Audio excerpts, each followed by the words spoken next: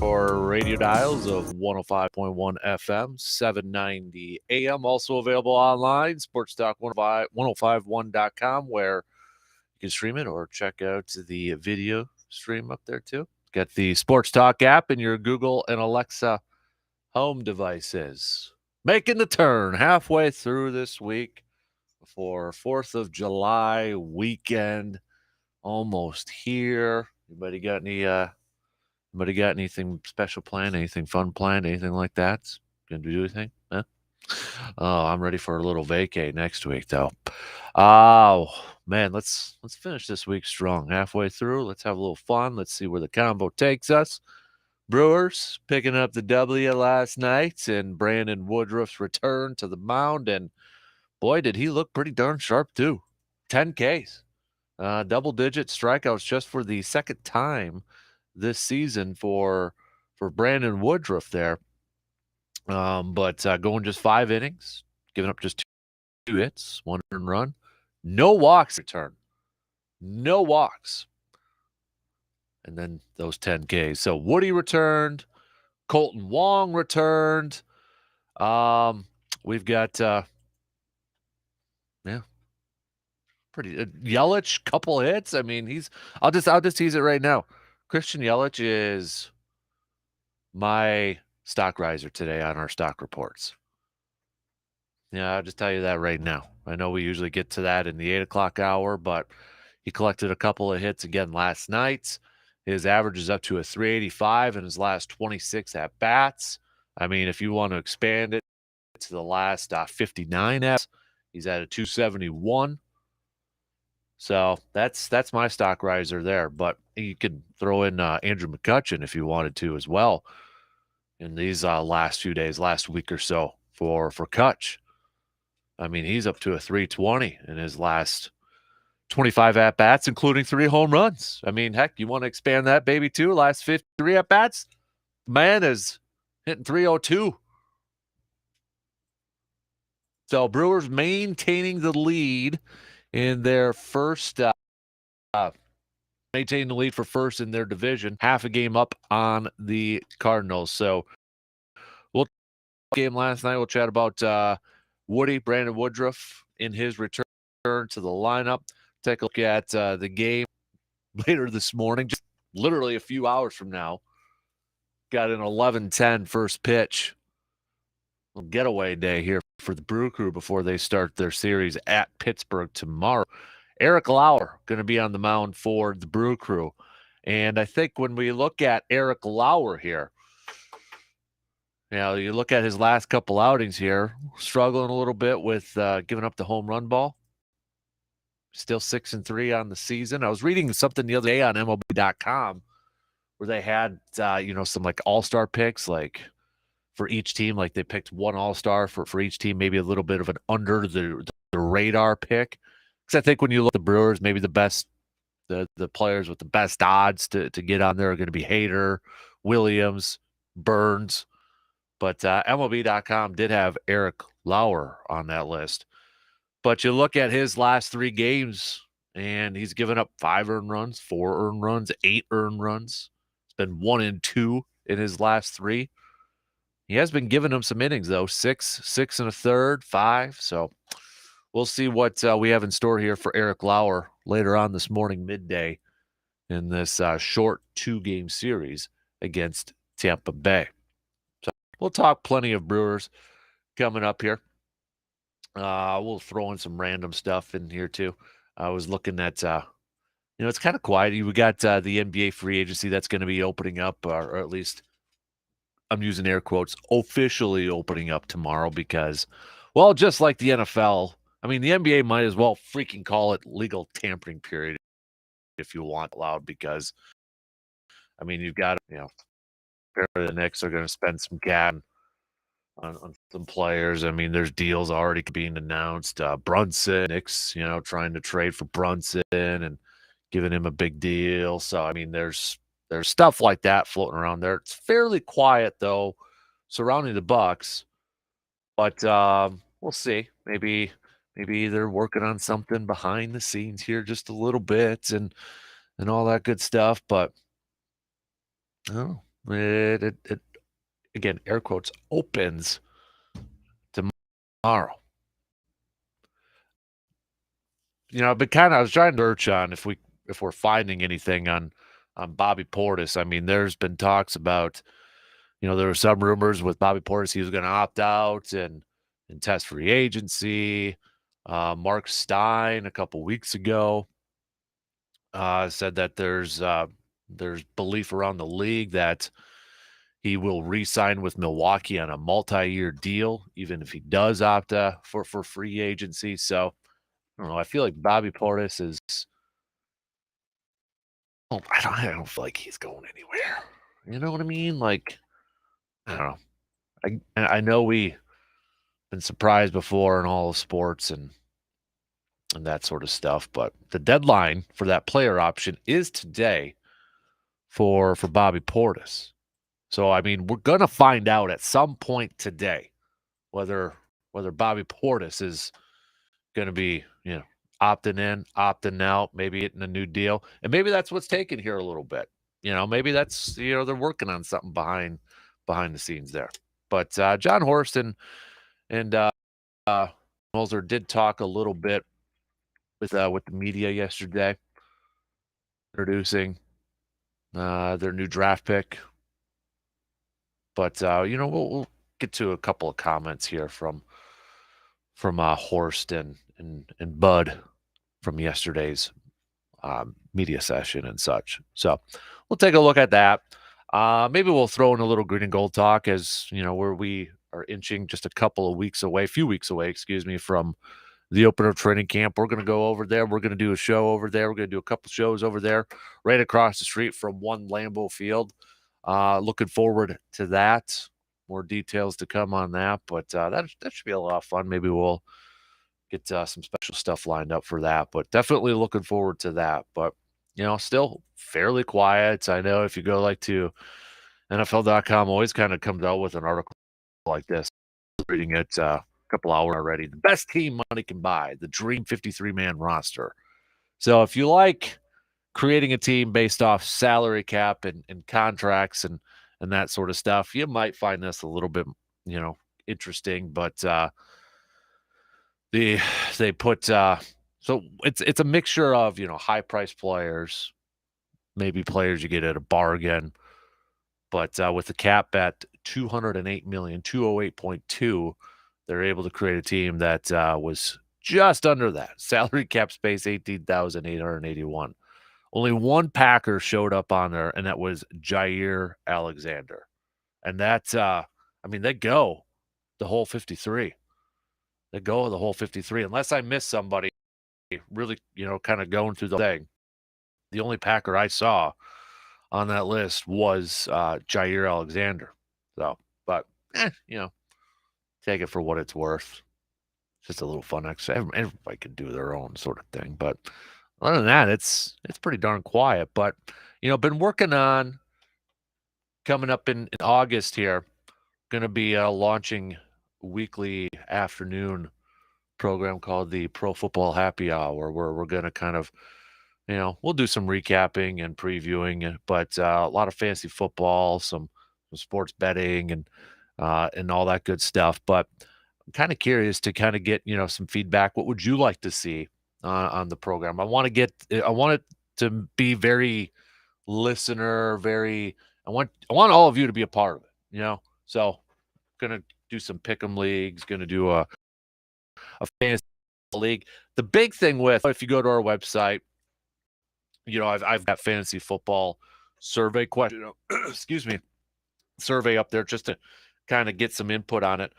The big question though that I have is okay, let's say, we get 22 people, 30 people, ideally, as many as possible. That would be awesome. But say we get a boatload of people that want to join our fantasy league. Are we good if we just have a couple different ones, 3 different ones, 4 different ones, and just, mix match and that? Are we good with that? I don't want to upset anybody, but that's kind of the thing that I'm going through right now is trying to decide how many leagues. Do we go first 12, and then if we get another 12, we'll put another one? That sort of stuff. But on all this. Like, how should you have any suggestions, any input on the Pro Football Happy Hour? It's going to be 1 hour a week in the afternoon, probably days, before Thursday Night Football. So you can set some fantasy football lineups and picks and all that good stuff too. So, but that's kind of, it's still fairly quiet on the football side of things. I might steal this from Morgs too. So I didn't know this, but I remember watching it. I didn't know they were bringing back Who's the Boss TV show. But I mean, isn't like everybody like rebooting shows? Isn't like everybody kind of or like redoing it and that sort of thing. So as a kid, so some of you might be way back in the day, some of you might be a little bit more recent. Just depends on how old you are. But it's got to be from when you were a youngin'. Okay, you were a youngin'. But what's that one maybe television show from when you were just a wee little lad? You're like, you know what? Let's reboot that baby. Let's bring it back. I want to see that thing. That could be new actors, actresses, or same ones. I don't know. Let's have a little fun with that, though. Let's have a little fun with that. All right. Kind of our fun random question of the day. Coming up next hour, as we usually do every Wednesday, we'll do a little match game. And of course, it is a Making the Turn Wednesday. So stock reports are due. Whose stock is rising? Whose stock is falling? I already gave you guys and gals my my stock risers. I got Yelich, and you could throw McCutcheon in there too.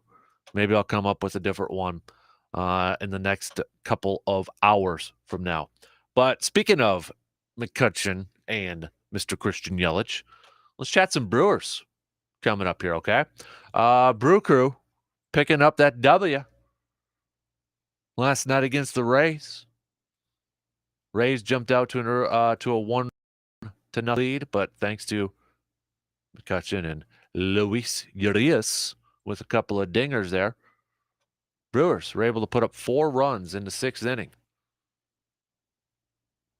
And putting on an extra one in the 8th. It got a little bit sketchy there, with maybe a little bit nervous there in the 8th when Tampa Bay put up 2.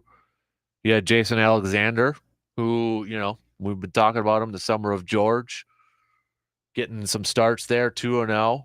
Once the pitching staff was started to get a little bit healthier, what was his role going to be? Well, we saw him come out of the pen last night, but maybe making things a little bit nervous. Going to go through 1 inning, giving up 2 earned runs, one of those earned, but did issue a couple walks. So Devin Williams came in to clean up, and then Josh Hader picked up his 23rd save of the season.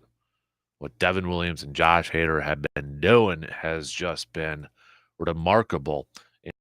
In MLB.com, kind of a cool little thing, since we just kind of brought up Devin Williams. How are these contenders getting it done? So, they picked top teams across Major League Baseball. The one reason why these teams are getting it done, like Yankees, home runs. Duh. I'm like, okay, I was kind of curious how or what they picked for the Brewers. So if you haven't read it yet, really quickly here we're going to take our first break here, but really quickly, what do you think, or what would you pick for how the Brewers are getting it done this year? They're 10 games over 500, half game lead over the Cardinals right now. But what do you think MLB.com picked, or what would you have picked? What's the reason the Brewers are getting it done this year? Because I was kind of like, man, are they going to go Burnsy? Maybe they're going to go pitching. What would they do? I mean, just to kind of give you an idea, Yankees, they had home runs, Cardinals rookie production. Dodgers was starting pitching ERA. Padres outs above average. So, I mean, it's all over the place. What do you think, if you didn't look at it, they picked for the Brewers? See if anybody gets this baby right. So, but let's get things rolling here this morning. Wisconsin Credit Union kicks off, chatting some Brewers. Brewers picking up the W last night's game 2 coming up in just a few Dan hours. Kasper Show will be right back after these words.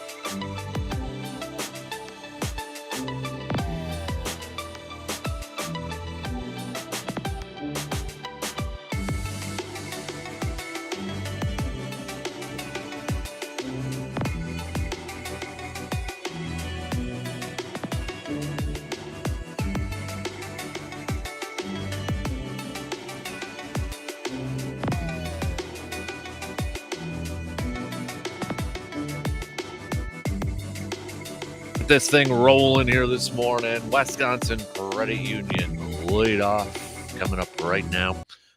Brewers taking the W last night against against the Tampa Bay Rays. Brandon Woodruff in his return, looking like the good old Brandon Woodruff, maybe even a little bit more sharper, maybe even a little bit more vintage Brandon Woodruff. Is that even possible right now? I mean, for guys who's missed some time, thinking, okay, a little bit of rust here. Dude had 10 Ks and no walks last night. It was awesome. It was awesome. Let's got a couple before we get deep dive into it. Throughout the question, what do you think MLB.com picked out there? Haven't looked yet, but I'm going to say manager in depth. They are a roster full of 240 hitters. Moving Yelich, managing the pitchers. Council has been a difference maker. I'm going to look it up now. That's from C-Bomb. Travis from A-Town, I'm guessing it has to be set up in closer ERA. Williams and Hader have been lights out. Well, A-Town, Travis from A-Town, you'd be the closest one right now. It was saves. That was their thing, saves. Just tell you a little bit what they had to say in their write-up. One of the commonly used phrases you'll hear from baseball managers is how they want their bullpen to shorten the game. Craig Counsell is able to do that. With a back-end duo of Devin Williams and Josh Hader, all Counsell's squad needs to do is grab the lead in the first 7 innings. From there, Williams and Hader take care of the rest. And he talks a little bit about Devin Williams here. Since allowing 3 runs in 2/3 of an inning against the Reds on May 10th, Devin Williams has thrown 17 and a third scoreless innings, which has led to his baseball savant page having more red on it than a Georgia O'Keeffe painting. Now, if you don't know what a baseball savant page is, it's again another kind of like data analytics thing when it comes to baseball. It's got the average exit velocity, hard hit percentage, K percentage, and yeah, the dude is like, red is good. We'll just say this, red is good. Then they go on to say, and then there's Hader. While he's allowed 3 runs in the month of June, his 97-mile-per-hour sinker is one of the best pitches in baseball and serves as a perfect complement to Williams' airbender changeup. In total, Hader and Williams have converted 27 of the Brewers' 29 saves and have formed an almost unhittable duo at the back of the bullpen. So Travis from A-Town, that a boy. You were the closest one right there. That's good. I would say you hit it right on the head. Steve from Eau Claire, did you notice all 3 third strikes from Hader were 99-mile-per-hour fastballs? Sure did. They're big guy. Sure did. Think about that duo, and I think they hit it right on the head. If the Brewers just get a lead going into the 8th, if the Brewers have a lead, you've got to be feeling pretty darn confident. Now, that's not to say 100% of the time it's going to work out, that they're going to come away with a victory. But I mean, come on, you've got to be feeling pretty damn confident that it's going to happen when you've got Devin Williams out there and you've got Josh Hader in 2 different styles of pitchers, like they mentioned. You got Josh Hader with the power. You got Devin Williams with that wicked changeup. I mean, and I know you're usually not, the batters aren't going to be seeing both those pitchers unless they're, really struggling up there. But I mean, you've got to be feeling your chances are pretty darn good when those 2 are in and you've got a lead that the Brewers are going to wrap up that W. So really, and then you pair it up with reigning Cy Young Award winner Corbin Burnes, who you feel pretty good that he's going to give you at least 6 innings, even 7. With Brandon Woodruff, you got Brandon Woodruff out there too. I know he went 5, but they're just kind of working his way back. He can give you 6 or 7. So, you get into those games where you've got Corbin Burnes on the mound and, he gives you 7. Then you hand the ball off to Devin and Hader. All right, you're feeling good about your pitching. It's still just going to be the offense. Can they give the Brewers just a few runs? Give them a few runs, and you got Corbin on the mound. I think I'm feeling pretty good about the chances of getting that W, of getting that win. But C-Bomb, I think you bring up an interesting point about Craig Counsell. Has Counsell been a difference maker? We talk about the success he has had as a manager. I know we really talked a lot about it, when he got the wins record for the Brewers. And, last year, manager of the year, it was talked about as, he has a 1-1, is a little, does he get overlooked? But how much has Craig Counsell been a difference maker for this team this year? When, as C-Bomb kind of noted, you look at the offense, roster full of like 240 hitters, and then, moving Yelich up to the leadoff spot, which I think has had big time benefits, not only for Yelich, but this ball club. I mean, we just went through some of the numbers. He's hitting better at leadoff. Kind of tinkering around with the lineup, although I think they've kind of settled on their top 4 right now with Yelly, Adames, Tellez, and McCutchen, unless they make a move by the trade deadline to bring in a power bat. But, when you look at this ball club, 10 games over 500, with the offense that is kind of surviving on a home run or bust mentality, how much credit do you give Craig Counsell in this? It's easy to point the finger at coaches and play callers and managers when things don't go right. When, it's just going downhill. It's easy to point the finger and blame them. But maybe we don't give them credit too much, or enough credit at times, though, too. Regardless of the sport, for coaches, for managers, or anything like that. I think it's an interesting point, C-Bum. Back to the game last night. Craig Counsell talking about Woodruff. He pitched wonderfully. The fastball was very, very good, overpowering for most of the game.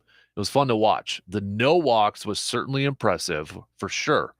But he had a great fastball. There's a reason why hitters talk about his fastball. We saw it tonight. Now, Woodruff, he last pitched on May 27th against St. Louis when he departed with that ankle discomfort that landed him on the IL. So, yeah, he had a couple of rehab starts, but about a month since his last big game appearance. Woodruff retired the first 9 hitters he faced, collecting 7 strikeouts. 7 strikeouts his first time through the order. But then when the Rays went to the bullpen, that's kind of when the Brewers teed off. When the Rays had a 1-0 lead, and just like that, 8 pitches later, Brewers had a 4-1 lead once they went to their bullpen. And this is, remember, we know that that team over there, the Tampa Bay Rays, they've got a few Brewers, JP, Brett Phillips, G-Man Choi, if you want to go back. But remember, too, Willie Adames is a former Tampa Bay.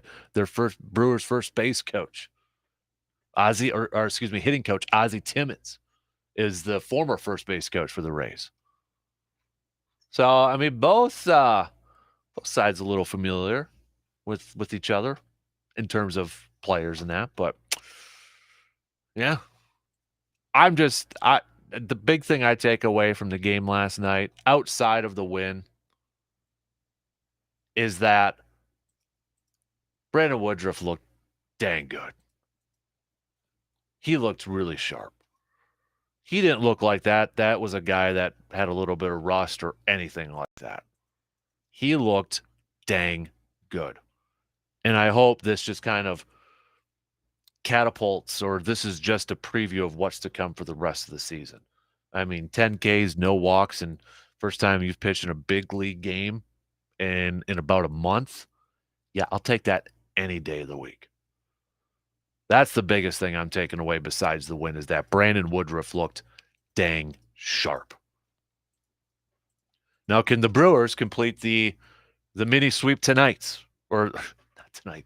In a few hours from now. Still weird to say. 11:10 first pitch. Eric Lauer is on the mound. He's 6-3 on the season, but his last 3 games, he's been giving up a few runs here.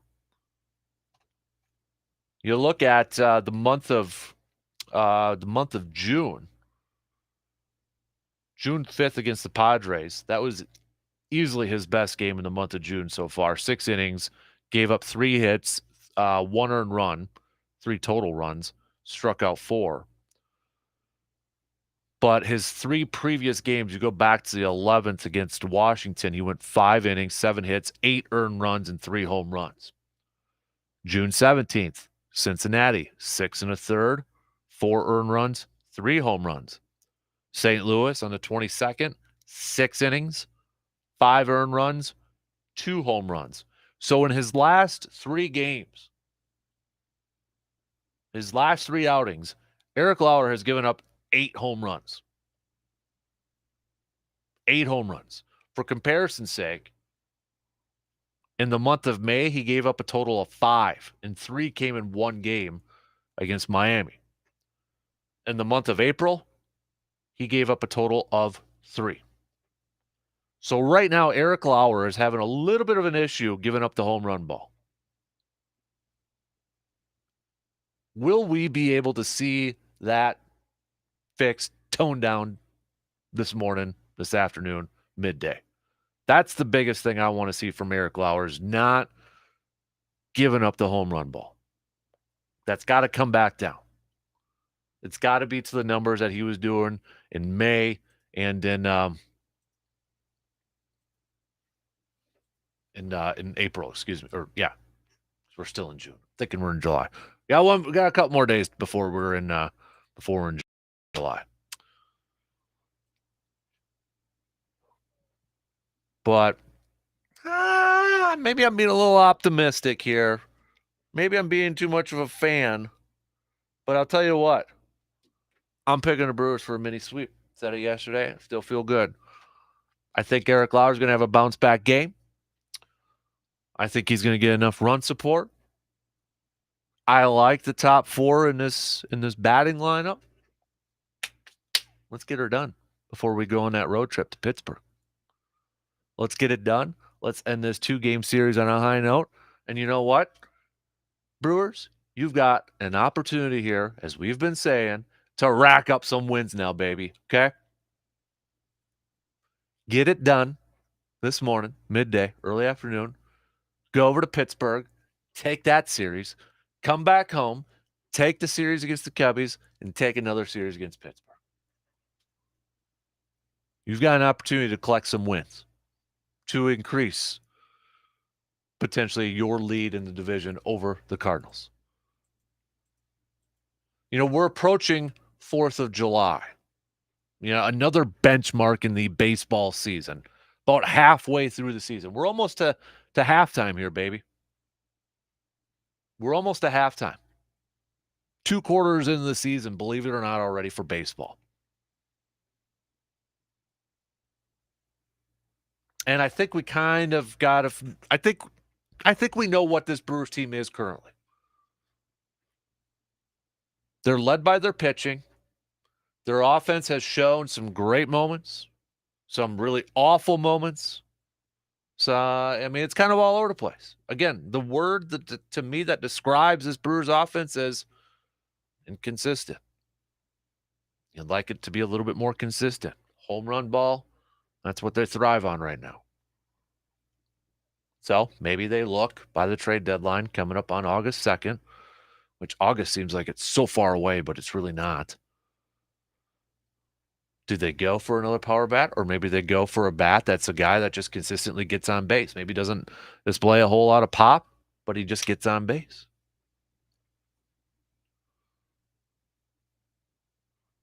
But I think we kind of know what this Brewers team is, right? Unless somebody else has a different thought on it, but I think we know who they are. Pitching, and at moments, an offense that has showed or displayed some pop.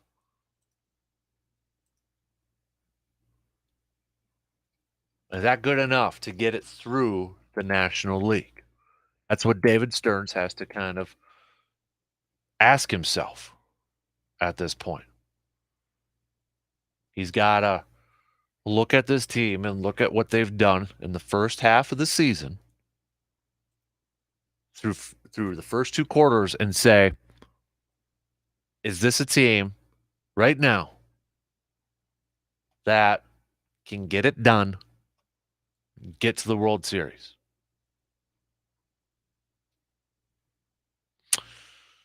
I think they need a little bit more.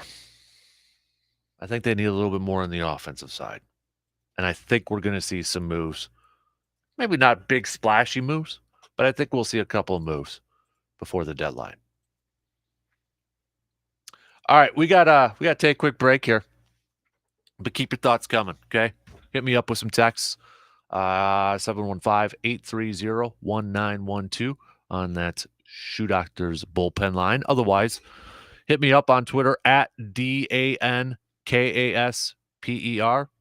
Facebook.com/Kasper Sports, or check us out on the video stream too, the live stream over there.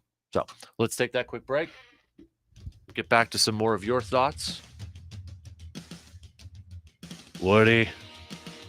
You know what? I might have to add him to my stock riser too. Oh, dude just looked dang good last night. Who's on your stock reports? Hit us up. All right, stock risers, stock fallers. We'll get to that coming up a little bit later on. All right, quick break. We'll be back in just a couple minutes.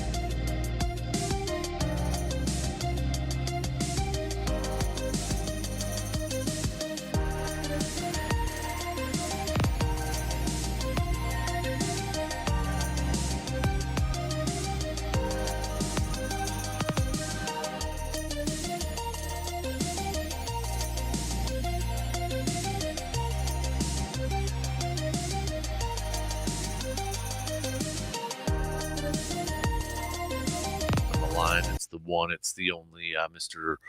Seabaum. Am I correct in assuming that's Seabaum on the phone right now? Good morning. Well, you are my friend El Nostradamus, El Capitano. How are you doing this fine making a turn Wednesday? I'm doing, you know what? Vacations now finally. I'm seeing it on the horizon. Gonna finish the week strong. So I'm feeling pretty good right now. Feeling pretty good. Duck radio show host right now. What's that? Lame duck radio show host right now. Your head's not in it. You're already on vacation. You're going through the motions. I am. I'll admit it. 100% correct. I want to go on the water. I want to do a little fishing. Want to hit up to the golf course. Haven't been doing enough, and it's already July for crying out loud. So, boy, do you have actual plans for this vacation? Not really. No, I'm just gonna fly by the seat of my pants and see what happens. That a boy. Which if you know me, that's not the greatest plan for me because I like to plan stuff ahead of time.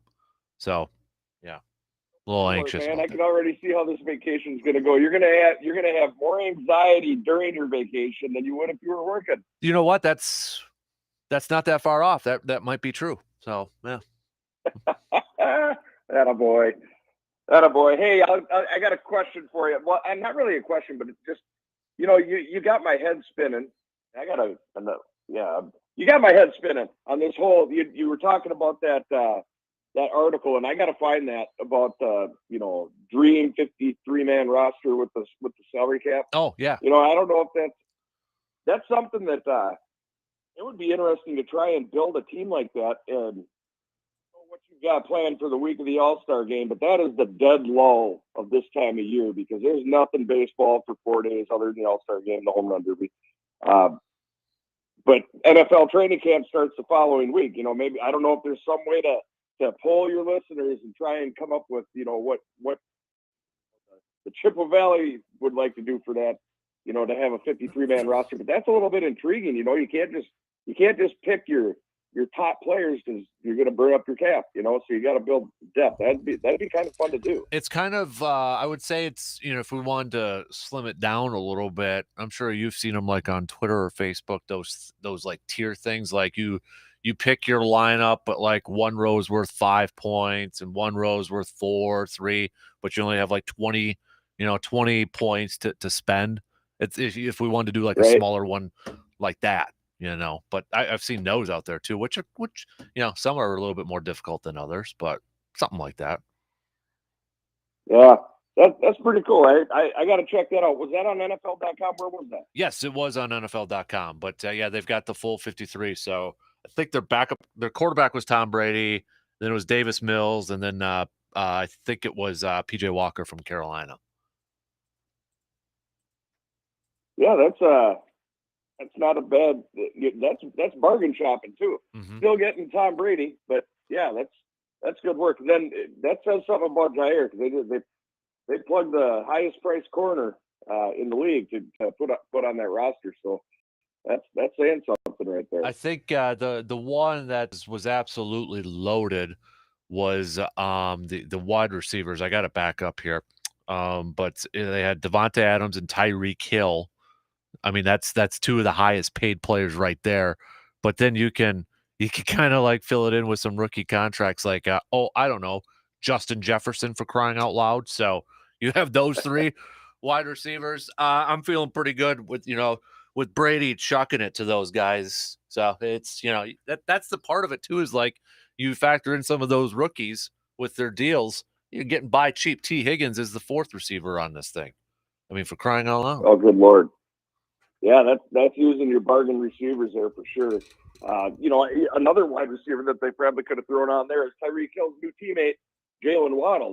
That'd be a good one on a rookie contract with a lot of talent. That's pretty cool. I'm gonna have to check that out here shortly. Mm-hmm. Yeah. So I am rocking my Green Bay Packers polo today, and that had me thinking of another question. I wanted to get your take on this as well. I don't know if other listeners are like me out there, but I wanted to, I'm throwing you a curveball here, Dan. Do you have, like me, a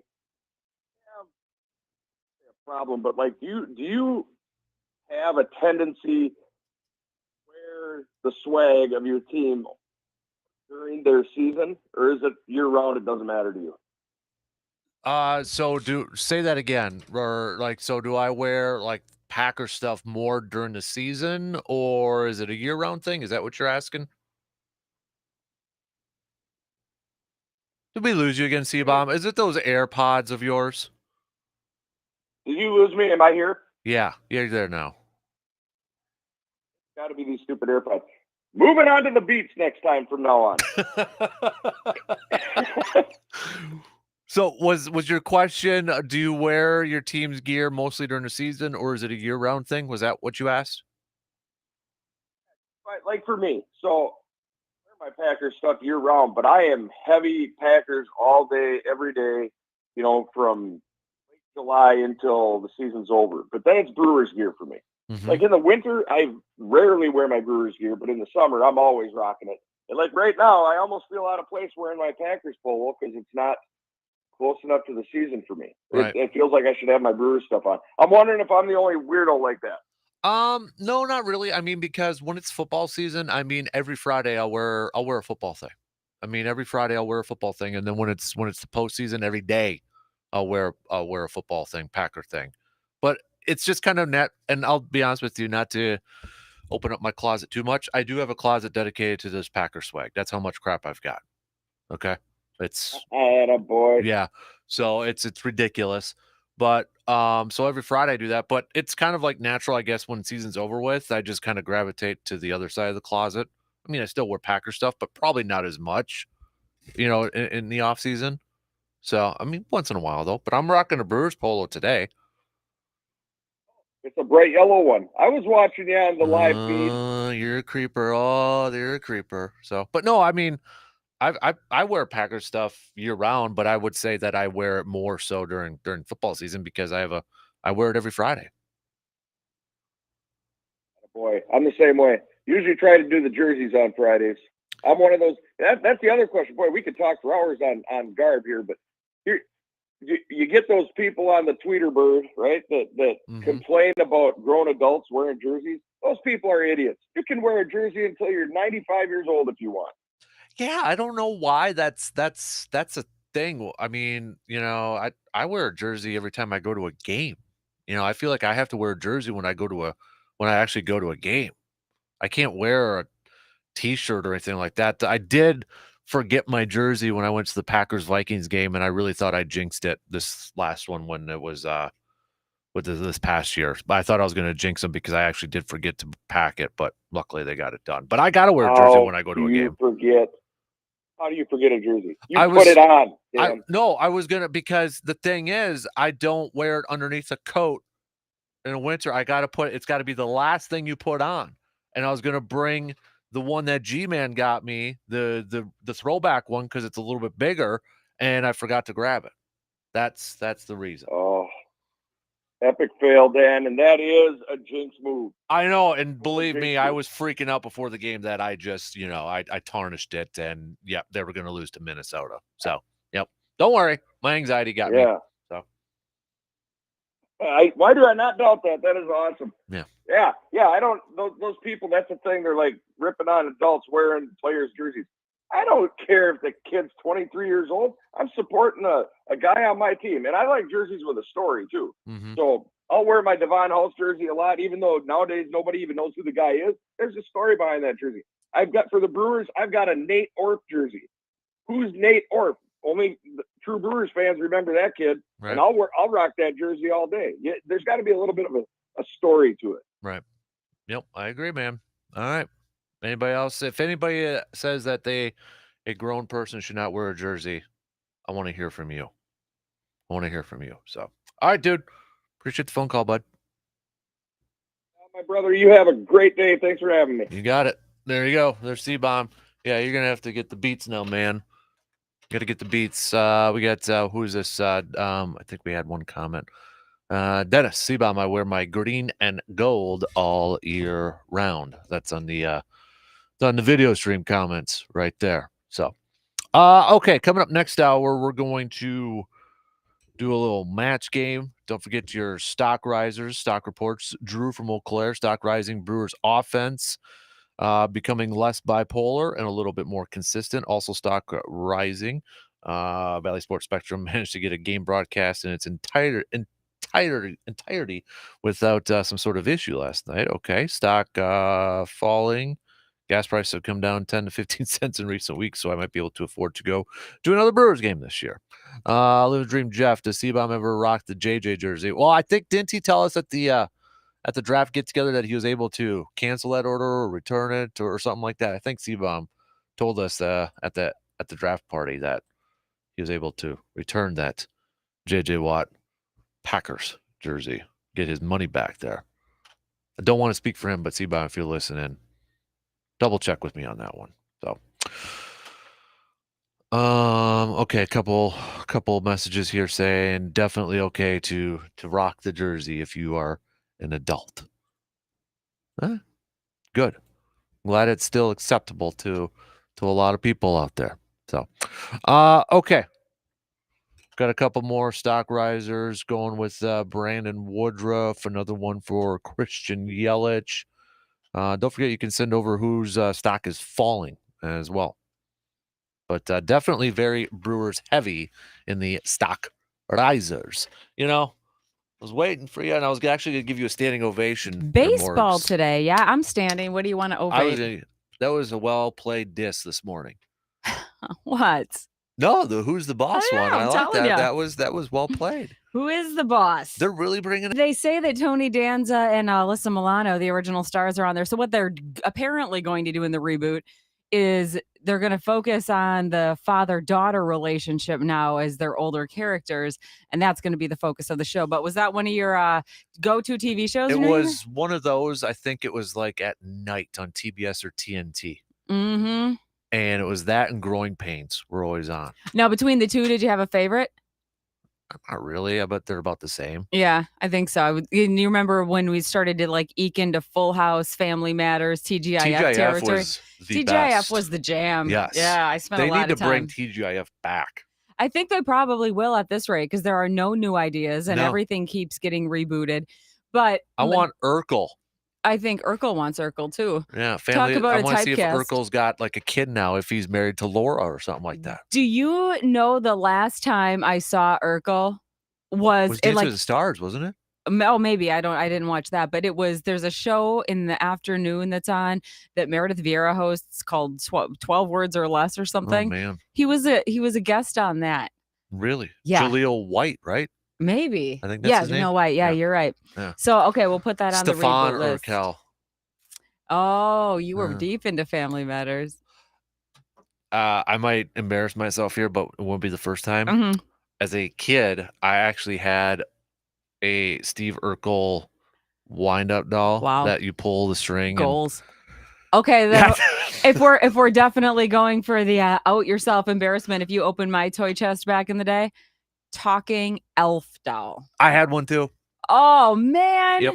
And I'm pleased to say I did not have a talking pull the string Urkel doll, but yeah. I don't know why I had that, but I remember because it was the I fall and I can't get up, or did I do that? Yeah. Yeah, it was Well, how about that? And I guess you're not handing that down to Hudson. No. But I thought I was the only one who had the elf doll, man. I had that. I had that. So another good classic. It was. We have all kinds of reboot ideas. Exactly. Did I do that? That's pretty good, right? Well, I'm a nerd. WAYY Eau Claire. W286CK Eau Claire. Sports Talk. 105.1, 790 AM. Sports Talk 105.1 with the very latest local news.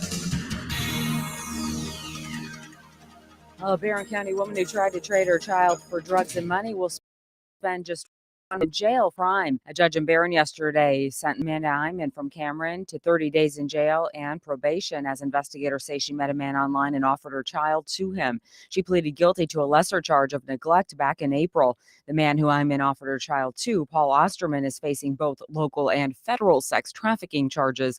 He's due in court next month. Linda the Owl is back home at a zoo in Baraboo. We've been following this story as zookeepers at the Oshner Park Zoo said they captured Linda and have returned her to captivity. She was one of the 2 owls and 4 animals total released from cages during a break-in at the zoo earlier this month. Police now saying a 34-year-old Indiana man is the suspect in the case. In our state, we look to the legal stage where State Attorney General Josh Kaul files a lawsuit seeking to overturn Wisconsin's 1849 law criminalizing abortion. The AG says Wisconsinites need clarity on how the law applies. The truth of the matter is the legislature has left us without that and with conflicting laws in place.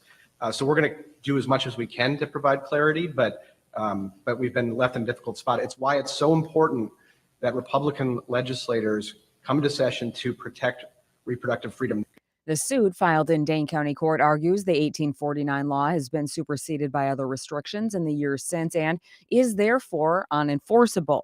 It includes a ban on abortion after 20 weeks that Republicans approved in 2015. Kaul expects the suit to move through the courts fairly quickly. Here locally, when we fast forward to fall, what might you see on your ballot? Well, it's looking more and more likely that the city of Eau Claire will ask you for an increase in taxes. City Council last night said it wants to move forward with a referendum on that November ballot. No one's saying exactly what those numbers might be, but the move comes as Eau Claire schools are considering their own tax increase question this fall. Polls show there's support for both. Councilman Joshua Miller says the city cannot wait another year. You recognize this? Who wants to go back to the 80s with me? Who's the Boss is returning to TV screens. There were reports that they're going to reboot. Original stars Tony Danza and Alyssa Milano set to return for Who's the Boss. You know, that's exactly what Kasper was doing. He was running around the studio, pumping his chest, and I said, what are you celebrating? A what? A brand new life? For Sports Talk 105.1, I'm Morgan McCarthy. We have a bit of a chilly morning on tap with temperatures starting off mostly in the upper 40s and low 50s. Going into this afternoon, though, we'll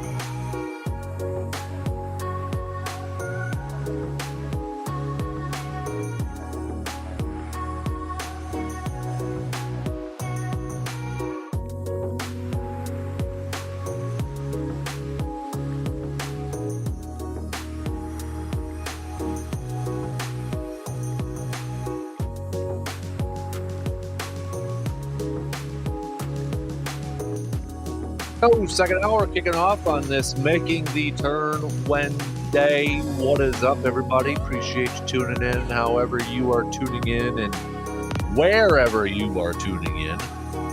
Coming up in just a little bit, we're going to play a little match game. Luke doesn't know what version we're going to play, but it's going to be caught by surprise. So I'm not even going to go to you yet there, Lucas. So it's going to be a little surprise. It's going to be a Luke Anthony edition of match game here. So we'll get to that coming up here in just a little bit. Keep your stock reports coming on your TV shows coming back from one texter. Cheers would be cool. I would like to see an updated version of Cheers. I don't know why. I think that would be cool in today's era. Although, yeah, I think that would be a good one. So, anybody else? Keep those babies coming. And C-Bomb did say he did get to cancel the jersey. They're living dream, Jeff. They hadn't start the order yet, so he got a Packers Pro Shop credit. Surveyor Sam.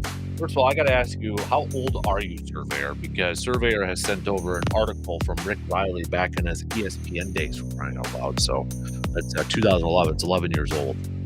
Here are the rules to jersey wearing, DK. Sorry, man, but those are the rules. So we're going to go through this really quick.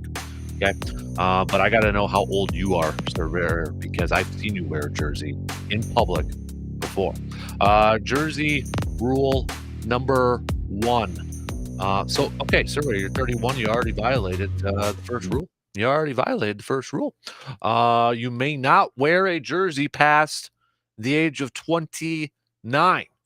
You are unless you are immediately related to the person whose name is on the back, or B, you are the person whose name is on the back. No, he's wrong. I totally disagree with that. Number 2, you may not wear a jersey without a shirt underneath it, especially NBA jerseys. We do not want to see your rash or your spare tire or your nipples. My God, people. Okay, the exception to this is football ones. No, you don't need to wear. You need to wear a shirt underneath that.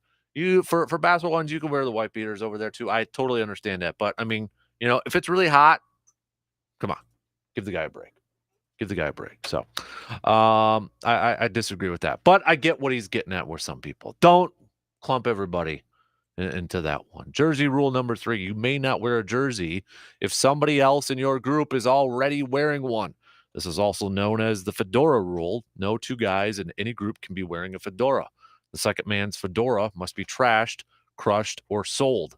You ever saw Sinatra and Dean Martin wearing one, right? Yeah, you never saw. point. So, again, I disagree with that because, I mean, if it's like at the Favre retirement ceremony, you think somebody's going to be wearing, or another. No, everybody's going to be wearing Favre jerseys, for crying out loud. See, that's extenuating circumstances. But no, though. it's a rule though, and he doesn't put extenuating circumstances, so I disagree with that. He's wrong. Okay, he can amend it. If he But he doesn't didn't. amend it, then I completely disagree. If he amends it, fair point, because that's again like what you're not supposed to wear 2 Favre jerseys at a Favre event, Right? really? Exactly. So sorry, But a you're game wrong. in general, I get that. I mean, you got plenty of planning time.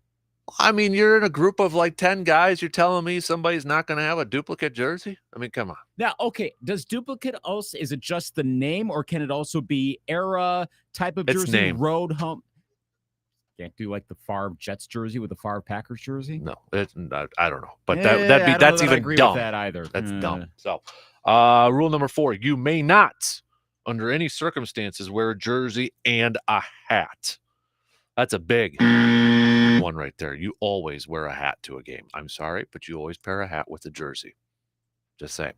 Unless you're Luke, who never wears a hat. I don't think I've ever seen you wear a hat before. I almost never do. No, I used to, and I don't. Number 5: you may not wear a jersey with your own name on it if you didn't wear it on a real team once. No, I disagree with that. So, because partially as I'm thinking about getting one, because my thing is you know what? I don't want to buy a jersey anymore if that guy is going to only be there for a couple years. I'm just throwing money down the tank. So if I get one with my name on it, at least it'll last forever. Well, now that we're at the point that you could draft a star wide receiver and in like 2 years he demands to be traded, and then you have to trade the guy, and now you spent $400 on a jersey that people wince at when they see you wear it. Bingo. Yep. Rule number 6, you may not wear a jersey of a player who has been gone from your team for more than a year unless that player is in the Hall of Fame or will be soon. I'm giving a half buzz here. So a really quick half buzz there as we got some messages float through in the background there too. I get it because I don't wear a jersey anymore. Like, okay, so I've got a Clay Matthews one or something. I won't wear that to a game unless it's a Clay Matthews day or something. Like I've got a Charles Woodson one unless it's Charles Woodson day or something like that. Right. I've got a Bart Starr one, so that qualifies. He's in the Hall of Fame. But I mean, there should be a grace period. Jerseys are expensive for crying out loud. Jerseys are dang expensive. So I think I just unplugged the audio from the video. So if anybody's, I got too excited there. But you got to have a grace period. So there's going to be people wearing a Devontae Adams jersey in Green Bay this year, right? Yeah. There's going to be plenty of them. Give them a grace period. Give them a grace period. It was not expected, so right. And it wasn't like, he's still going to be loved by Packers fans, So, I mean, there's that exception. So it's like a half buzzer wrong. Plus, I don't know about a lot of people, but when I go to a game with my buddies, we always kind of look for what is the most awkward or unique or just off the wall jersey there. Yes. Like the Jerkovic jerseys, the Travis Jervey jerseys. We always point out which one was the best one or the most off the wall one. So it's the Terrell Buckley jersey that I think I saw one year. It's a game within a game. So those are the best. That's the best part. Right. It's like, some random, like, why did you wear that, like another team's jersey to it? That's the best part. Yes. Totally agree. Number 7, if you have a nose tackle body, you must wear a nose tackle's jersey. No, I'm going to go with that one right there. Discriminatory towards the type of jersey. I mean, if you're a big fan of, like, if you're a big Devontae Adams fan and you are a big fan, you're not supposed to wear a Devontae Adams jersey. You have to go Elton Jenkins or Kingsley Keke. Sorry if anyone went Kingsley Keke. You could have gone Kenny Clark there instead of Kingsley Keke. I know. I was just like a Kingsley Keke. I don't know. But, see, now I just used like 2 theorems right there. And now see, what situation are you in there? I was like, okay, this is tougher than you think. Number 8, I actually kind of agree with. So no buzzer here. Absolutely no cutesy wrong color jerseys. No pink Yankees jersey. No camouflage Cowboys jerseys. So we've all seen that. My wife's got a pink one there too. I mean, I'm kind of like that. Like I will not get a jersey that is not a jersey the team will never wear. So like those black ones, fashion jerseys as they're known. Yeah. Yes. So like those black ones, I ain't buying one of those. No, I know I'm in the minority on that, but I would agree with that one. No, I don't like those at all. Number 9, no wearing NBA shorts with your NBA jersey at any time. Horrible.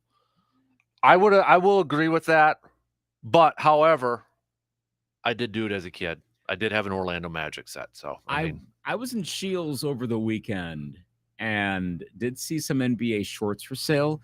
Not a lot, mind you, but there were some. And I think that probably is intended for again, like teenagers and because you do see that.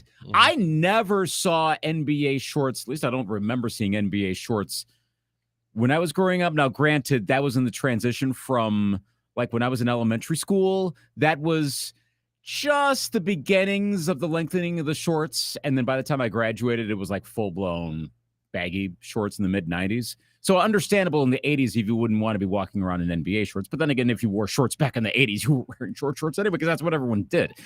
I don't recall that being much of a thing, though. Period. No, I had an Orlando one. So, oh yeah, Penny Hardaway. Wow. Baby. Okay, number 10. No wearing your jersey anywhere but A, to a stadium, or B, home. Nobody at the urologist's office wants to talk about your Ray Lewis jersey. If you still qualify under all these, you must then sign these waivers before donning a jersey. Well, first of all, that's wrong. I will say, though, it's kind of half wrong. It's half wrong. So it's a half buzzer. Okay. I will not wear my jersey to like a doctor's appointment. I will not just, whatever. But I mean, if it's an event that's not at a game or at home, like our draft parties and that, or I will wear it to work on Friday during the season. No, yeah. So I'm not going to wear it like out and about just for a normal thing. It's got to be a special occasion, whether it's Friday game day, Friday before the game weekend, or an event. So it's half wrong. Or like the day, yeah. So like if you have a doctor's appointment on that Friday, or like the day after a big game, and you wear the jersey that day, and you have I've worn jerseys plenty of times on Mondays into like choir rehearsal. Now that sounds like the sort of thing that would be a veto. No, like if the Vikings beat the Packers, I'm wearing that Vikings jersey that day. I'm sorry that I have to go around a bunch of Packer fans at choir rehearsal. Y'all going to see that, and that counts. But anyone would do that if you're a fan of it. You're going to do that. That counts. That's okay. So jersey waiver A, jersey waiver B he has. Then he's got a C on here. So jersey waiver A and B, I'm going to kind of combine them here. Okay. By wearing a jersey, you are waiving your rights to any bada bing, bada boom activity for the evening. Wow. And then jersey B, by wearing a jersey, you are waiving any semblance of cool. I am going to give a big ol' buzz up to that because obviously Rick Riley never went out with me to Water Street in college when I donned my jersey. Just saying. Hey now. I was just saying I got some compliments one Halloween when I was wearing some football pants and a Favre jersey. Yeah. Just saying, Rick. Jersey waiver C, by wearing a jersey, you are waiving any contact with the very person you are worshiping. I'm going to go with the wrong one on that one. Yeah, I mean, come on. Then D, jersey waiver D, by wearing a jersey to a road game, you waive your right to a busted free nose. Wearing a Lakers jersey to a Celtics game is like wearing okay, I'm not gonna that went to a political thing there too, so I'm never gonna finish that one. But the sentiment's there. Like no that would be like wearing a Packer jersey to a Chicago game. Yeah, know your venue. Yeah. Be smart. Yep. Yeah. So I've joked about this with friends, like, if we ever went to a game in Chicago, we would be wearing like a Bears thing, tailgate with them, make friends. And by the time I was going to the stadium, we'd take it off and we'd be wearing our Packer stuff. So that would probably count as, yes, you'd get a busted nose after that. So, right. Yeah. But I could kind of see that. Some people would be a little bit nervous. So, okay. I got to say this because this is funny. C-Bomb. I was wearing my Brett Favre jersey when I got my vasectomy. It was a Monday. We were playing the Bears. My surgeon was a Bears fan. I swear he was tugging hard on purpose. Wow. All right. Yeah. Man alive, dude. Okay, then. Why would you? That's actually not bad there, Steve. You probably had the next day off. So, I mean, if it was a Monday night game, you probably had the next day off. He could stay up and not have to worry about work. Everybody does it during March Madness. But C-Bomb planned that nicely. Wow. Packers-Bears game. But, yeah. All right. Wow. Okay. That might be the story of the day right now. I think so. TMI, C-Bomb, is what Surveyor says. TMI. Certain things I don't want mental images, and now I've got one. Yes. All right. We're going to take a quick break. And while everybody has that mental image in their mind, we're going to get ready for a little match game. But it's going to be a little bit of a different version. You have no idea what I've got planned for you. But it's strictly going to be all questions for you. Oh, boy. So all y'all listening, if you want to just take the next 20 minutes and we're going to learn a little bit about one Lucas Anthony. Yeah. We're going to learn. It's a good time to paint your house. So, I'm not saying that to distract people. Like, you're going to get so bored, you might as well do this. No, I think one little thing, it's not going to be bored. There's going to be a lot of what the heck's? Come on, mans, sort of thing. Oh, one of these deals. Yes. Okay. So, it's nothing bad. It's nothing bad. Okay. It's going to get some, going to spark the conversation here a little bit. Okay. So, spark the conversation. Yep. So, all right. They're going to be like, what do you do there, Luke? So, all right. Well, there's plenty to go with, honestly. So, yeah. We'll take that first break, and then coming up a little match game, but with a little bit of a different flavor attached to it. That's coming up in just a couple minutes.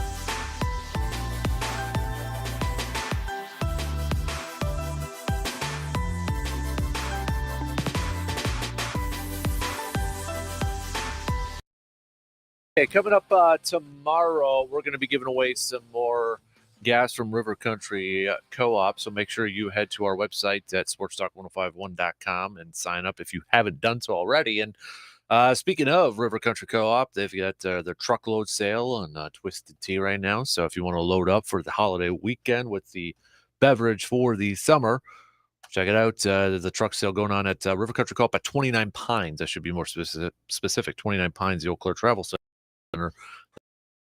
Truckload sale that is going to be going on there for today and tomorrow. So load up the weekend, 4th of July weekend. All right, Lucas, are you ready to do this here, big guy? Yeah, I guess so. Wait, come on. Be a little bit more Like, I figured if it were my enthusiastic. birthday or something, like, yeah, it's like this is your life or something, but wow. Well, I can't participate in this because it wouldn't be fair. It's yes, fun. Okay. Participate in it. So, all right. ready to do this, baby? Yeah. So we are going to go through because I know that you have not seen a lot of them. Okay. And I'm going to be using Rolling Stone as a reference. The 30 best sports movies of all time. Oh, gosh. And figure out how many one Luke Anthony has seen. Okay. And if we have time, I'm going to add a little bit more of an element to this thing. Okay. Since you're a music dude, we're going to go through, according to Sports Illustrated, to see if you can name, I should say, the 12 greatest sports movie songs of all time. I'll play them, and you got to tell me what movie it's from. Okay. If we have time for that one. Let's do it. Are you ready? So we'll LFG. So we're good with Rolling Stone as a reference for the 30. Okay, solid. They do a whole lot of lists. Okay, so I figured you'd be okay. It's better with than that, some random stickle from BuzzFeed that some dude just put up. Yeah, or some blog on Bleacher Report. And, yeah, you know that. So number one, according to Rolling Stone, is the best sports movie of all time. 1994's Hoop Dreams. Wish I have. No. Okay. You have not seen Hoop Dreams. It's inspired, just loosely inspired by its maker's shared obsession with basketball. This story of inner city dreams started as an idea for a 30-minute nonfiction story about playground hoopsters. It then evolved into a 3-hour odyssey about high school kids, William Gates, Aggie, as they try to make their way to the NBA. Okay. Very, it's always usually on towards the list as one of the best sports movies of all time. Up there. Pretty solid, even though I've not seen it. Pretty solid by all accounts, and yes, you've heard about it though, right? Oh gosh. Number two, the original, the number one, Rocky. Yes. Okay. Remember, I've seen all of them. You have seen all of them. I didn't think you did. All the Rockies, not the Creed, but I've seen all the Rockies. So have you seen Rocky Balboa? Yes. Okay. So we're 1 for 2. Yes. Right now. The original 1976 Bad News Bears. Walter Matthau. No, it's one of those where I feel like I've seen it, but no, I've not. No, I've not. Whoa. We're giving you homework assignments here. Oh, yeah. Have you seen the new one with Billy Bob Thornton? No. Okay. We have to go original with that. Okay. I'm just making sure that you haven't seen that one. You haven't seen if I had, it would have been one like someone took me to a movie or something. And like, we're watching the new Bad News Bears. All right, fine. No, I would definitely watch the original. Okay. So, well, that one for sure you need to watch. Yes. Number 4 on this list is 80s Raging Bull. Yes. Okay. I'm surprised you saw that one. Mm-hmm. That was back in my HBO-ish days about a decade ago, and I had that, and such a good movie. That was one of those that I was seeking out to find, and when it came up in the listing, I'm like, yeah, I'm watching that. All right. So yes, Raging Bull, definitely. Robert De Niro, Raging Bull over there. So that a boy. Number 5, we're sticking in 1980 though. Okay. Caddyshack. Yes. All right, that a boy. I figured you did that one. Another 1988 movie here. Okay. Bull Durham. Yes. Look at you. Okay. Took a while on that one. Probably because it's more like it's a little more calm than it is straight up sports movie. But yeah, it's in the zone of movies where you feel like you need to watch it at some point just to kind of get get movies, get everything. And I'm sounding corny saying that, but you know what I mean? Like you need to. There's It's certain like movies you just have to see. Yeah, and it's Kevin Costner in baseball. So. Caddyshack is another one. Like regardless of what you think about golf, the actors, you have to watch that movie. Yep, there's line if you can, do a monologue movies. It's movies like Bull Durham and Caddyshack. And that. So. Number 7, 1970s Slapshot. Yes. Okay. Yes. You're doing better than I thought you were doing right now. Seen Slapshot. Don't worry, we're gonna get pretty fallow here soon. I'm gonna say you haven't seen this one because I haven't even seen this one. When We Were Kings. Leon Gass flew to Zaire in 1972. Muhammad Ali, George Foreman, rumble in a jungle fight, then spent over 20 years chasing the money to finish his film. This is going to sound really weird. I almost feel like I did see it. Like I saw a Muhammad Ali documentary, and I think it was based around that time. So, again, this is strange. I'm going to say maybe. Okay. If it wasn't that long ago, because I'm trying to remember what exactly it was, but it was from right around that era of Ali. Okay. So maybe. Let's go number Night Lights. Billy Bob Thorpe. No. Ooh, have you seen a TV show? No. Oh man. Okay. It's never really drawn much of an like. I get all the The references. TV show is better than the movie. I will say that one. I prefer the TV show over the movie. Yeah, I wasn't that big on the movie, but maybe because it started as TV show, right? So it turned me away from it. Like, movie version of a TV show. And I never go for those. Anytime like a TV show gets turned into a movie or a movie gets turned into a TV show, doesn't always work out that well. The recreation, so I shy away from those just as a rule. You know what bugs me about. And this includes Varsity Blues. I love Varsity Blues. I really liked Friday night's TV show. But you know what really bugs me about, shows that have high school athletics in it? You know what bugs me? I think I know where you're going with this. Well, there's a couple things that bug me, but the one thing that really, it kind of makes me depressed, actually. It makes me miss those days. That's what it really bugs me. So, I love watching them, but then while I'm watching it or after I'm done, I'm like, dang. I really miss it. I want to go back. Thought you were going to say that they all look like they're 28 years old. Oh, no. My bugaboo when it comes to sports movies. So my wife and I just finished binge watching All American on Netflix. And for the most part, they're good. But there's certain players and there's certain movies in athletes. If you play quarterback, if your role is I'm the quarterback of this team and it looks like that's the first time you've ever thrown a football in your life, cast a different person at that position, please. For crying out loud, don't cast somebody to play quarterback if it looks like they just picked up a football for the first time that day. That bugs me. Thoughts on quarterback Keanu Reeves? He's got a good form. Yeah, I mean it's not that. At first blush you're like, but no, he's okay. He's got. I will say for a lefty, he's got a good form too. Yeah. The one quarterback, and I know I'm going to ruffle some feathers in this. Okay. But it's from the movie The Program. Joe Kane, Heisman Trophy candidate. Dude looks like he can't throw a football, so I'm just sorry. But yeah, there's some that my bugaboo. No. Big time bugaboo. No. But no, there was a couple. There's mostly they look like in All American, but they're quarterbacks in some of those games. I'm like, dude, what is this? No. Next one, White Men Can't Jump. Yes. Attaboy. I actually saw that a long time ago, back in the 90s. Okay. Way old school. Pride of the Yankees, 1942. Not seen that. Well, no, I've not seen that one. Well, Marty probably now just hear that and send you a copy of the DVD. And 5 other movies too. Yep. Hoosiers. Yes. Okay. I was taking a sip there. Yeah. Yes, definitely seen Hoosiers. Yeah. We've got Murder Ball. What? Murder Ball. Wheelchair so named for a brutal sport of wheelchair rugby. Oh, okay. No, I've not seen that. Okay. I've seen a long time ago. But okay. Let's go with the next one. I'm just kind of scrolling up. The Endless Summer, 1966. Not seen that. Okay. Let's go through.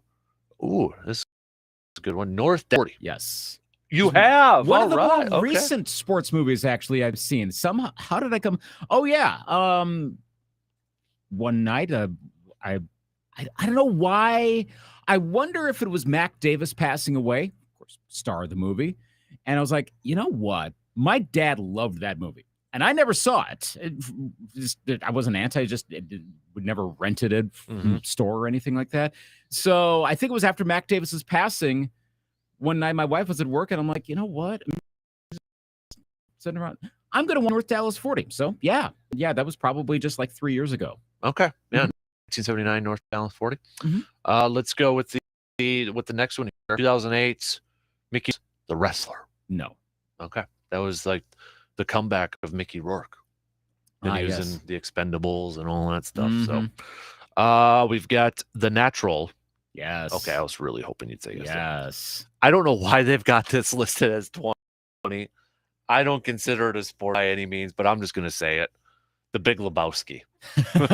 I have seen The Big Lebowski. You have? All right. I'm pretty sure I have. Like, for some reason, I can't remember the whole thing, but yeah, I did. I'm trying to remember how I did, but I did. So wow. Yes. Okay. Yes. I think it was at college. I think someone was playing it in like the cluster of our dorm room area on our floor, playing there, and so I watched it there. Gotcha. Oh, Any Given Sunday. Al Pacino. Cameron Diaz. No. Yeah, that's just never good art. You want to talk about monologues? I had that Al Pacino speech memorized. Oh, I know you did, and you can't say the whole thing Nope. because Inch by inch, play by play, until we're finished. We're in hell right now, gentlemen. Believe me. Such a good thing. I had to actually download it on my iPod back in the day and played it at tailgate parties. So, Blue Chips, 1994. Blue Chips. Had Shaq. It had Penny. The college basketball. No, I've not. Oh, I got that DVD. Nick Nolte. Come on. I don't know. Again, that for some reason it's hazy. I might have, but I'm going to say no. We've got. Oh, did it just freeze up on me? I think it might have froze up. Oh, here we go. Chariots of Fire. Yes. Okay. Playing that song because that's just too easy. Miracle. What? That. I know you would think. You haven't seen Miracle? Hockey, 1980 Olympics. Everything Minnesota. You'd think, you would think. I it just hasn't happened yet. Luke. I know. Well, also maybe I get a little more when they're like recreating stuff, because you know me, and I'm such a stickler for like, hey, that's not right, or that song wasn't on the radio back then, and it totally throws me. I'm that guy. So maybe that's what's holding me off, but I'm not opposed to watching it. Okay. So yeah, I just haven't gotten to it. Plus, if I want to watch the Miracle on Ice, I'll just watch the actual game against the USSR. That's a fun watch. Seriously. Oh yeah. Back when ESPN Classic actually A, existed, doesn't anymore. B, played actual games and not billiards. They had the Miracle on Ice game. Worth the watch, the whole game broadcast. I'm sure it's on YouTube now, but okay. Movies are going to make it more dramatic. It was pretty dramatic. Okay. We're going to do a couple more. I want to do the theme thing here for you. Okay. Moneyball. Yes. Okay. Sandlot. Yes. Okay. Remember the Titans. No, and if there's any movie on this list, I'm like, why has that not happened? That's the one. Like, I think I started watching it once. It was substitute teaching at Memorial back in. So you were the subs that put a movie in, or? Well, you're assigned to do that. Like, you're going to show the kids. It's like a history class or something, and you're going to show them Remember the Titans. And I think we started watching that, and yeah, it was pretty good. But then it's only for like 40 minutes, and then on to the next class, and never got around to finishing it. But I've said this before, how NBC uses the Remember the Titans music on the closing credits of Olympic coverage, and it gives me chills or gets me teared up almost every time. Actually, probably didn't this time of the Winter Well, Olympics. You need to watch the final play and remember the Titans. And I if you get know, chilled like, up on that, if that's what's happening there, can you imagine? Right. So yes, I need to. I have not. I'm upset at myself for not doing that. And 22 blast with backside George reverse. Come on. All right. That's the play. Got to get on that. That's the play for Remember the Titans. Yeah. It will be watched. Rev. Oh. Like I said, trying to time out when to watch stuff is a little difficult right now, but it will happen eventually. Still trying to get to season 4 of Stranger Things. Oh, you got to get that because that's Friday. I know. The problem is usually a baby around. Oh, we've got ours done, though. Well, I know, but it's it's we're a little more. We have to be a little more hands-on at this point. Let's 15 months. Let's go. I think I had a couple more that I wanted to. League of Their Own. Yes. Okay. Let's go with Rudy. Yes. Oh, okay. Tin Cup. On a choir tour bus trip, but I watched it. All right. It counts. Tin Cup. Yes. Field of Dreams. Also a choir tour bus trip. Field of Dreams. Yes. Okay. Major League. Oh, all-time favorite, honestly. Okay, just making sure. Oh my gosh. Like Major League is one of the only movies on this list that I made sure Marie watched. Good. Varsity Blues. No. Okay. We'll just do a couple more. Little Giants, because I'm just going to throw some random ones in now. I was going to think Little Big League, No, which I have seen that one. Not Little Giants. Oh, come on, man. Sorry. Space Jam, the original? Yes. Happy Gilmore?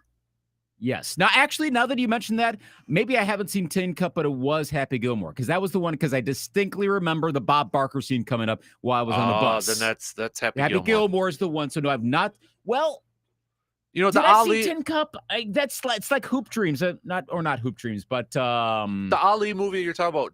You're not thinking of the Will Smith Ali movie. No. Okay. It was a doc. Okay. So make sure, I think, yeah. And then He Got Game. Not He Got Game. Okay. Ray Allen. Not Jesus Shuttlesworth. Yes, Jesus Shuttlesworth. Thank you. Yes, I know the character's name. That's a strange thing. Yeah, but I've not seen the movie. No.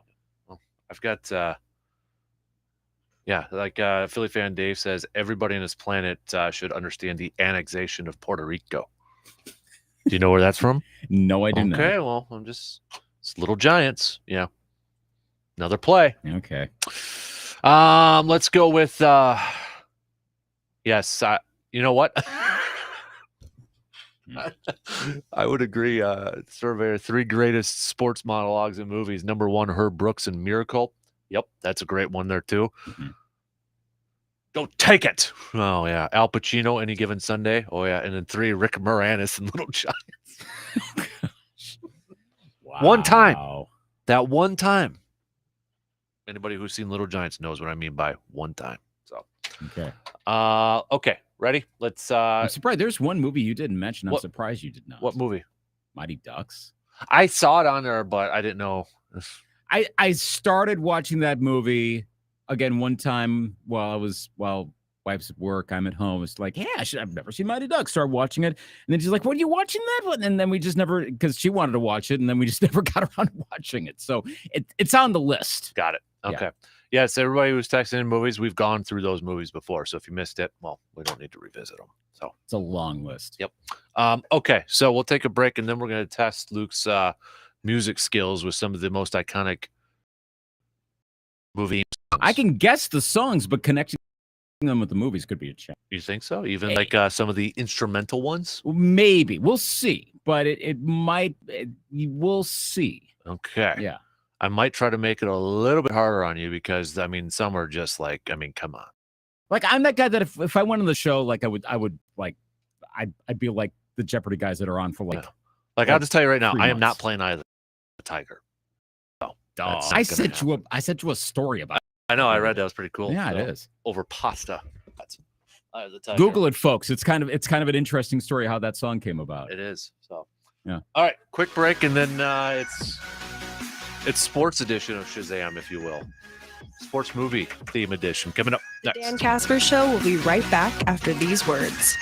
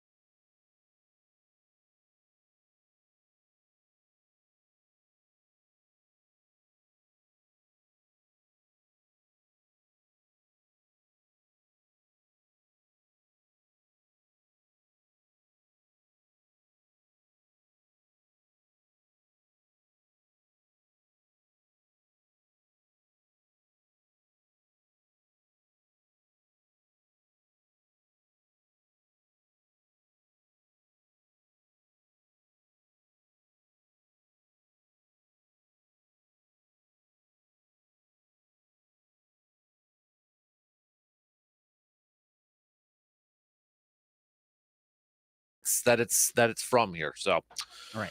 I'm going to start you off with an easy one just to get your confidence flowing here a little Okay, bit. okay. Okay. Mhm. I'll start you off with a couple of easy ones to Okay. get your confidence rolling here. So, here's the first one.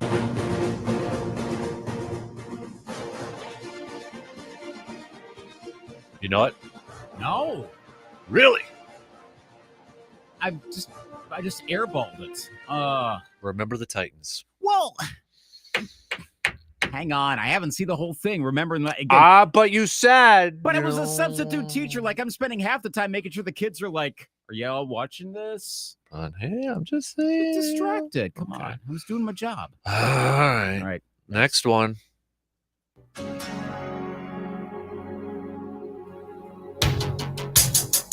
Major League. No. Oh wait. Training montage, Rocky 4. Oh. You're on a rough start here, No, man. I am. I See, mean, I doesn't told this get you jacked up? Running up on some snow-covered mountains in a leather jacket, Tennis some shoes. heavy boots. Oh yeah, come on. Anybody? Yeah. Okay. Now this is ringing a bell. Everybody had this. Once it got to the da da da da. Everybody had this on in the weight room. Back Yeah, in the day. yeah, no, Oh yeah. Now I'm all jacked up here. Okay. Let's go All right. through. We'll recover. Come on. I Bring got it. it.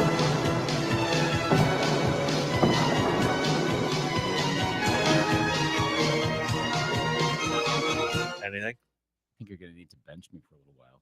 Hoosiers. Okay. Why does Okay. that not ring a bell at all? And I remember the movie. That Yeah, it does was not- the final shot there. Uh-huh. Jimmy Chitwood, final shot. That's the thing with that movie too. Like, it's very like they do a really good job of making it like a period piece, but the soundtrack is straight out of the 80s, which I know obviously because it's in the 80s, but like it's all synthesizers and stuff. Mm-hmm. You're right. Ooh, all right. I know. Lucas. I know. I We're told you gonna- this would be more difficult than you'd think. Let's I gotta fast because I can't give you the You're the clips from the actual I'm movie. actually doing better with watching the movies than identifying the music. This is strange. Okay, I can't. The Natural. Thank you. You got one there. That trumpet or whatever it was right Right. there got you. Okay, good. That a boy. So okay, you got one.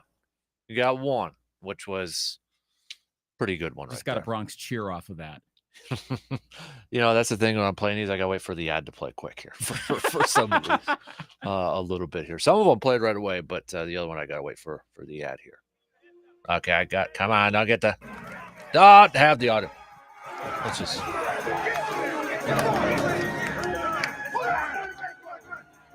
Okay, that's not a very good one. No. I don't know why they've got that one. I think I got another window up with a better one. Oh, Okay. where'd it go? Did it close out on me? Okay, well, I got a couple more here for you. Okay. Dude, should I play Chariots of Fire just to make you feel better? I mean, that's like everyone clears out and just lets you take the 2-footer.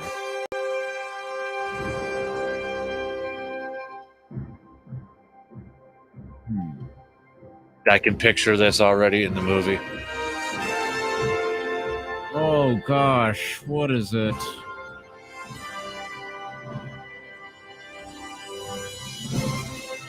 Tin Cup. See, like The I US said, I don't Open. think I've seen that. That's probably why. US Open. Yeah. God. See, Everybody will remember you're 12.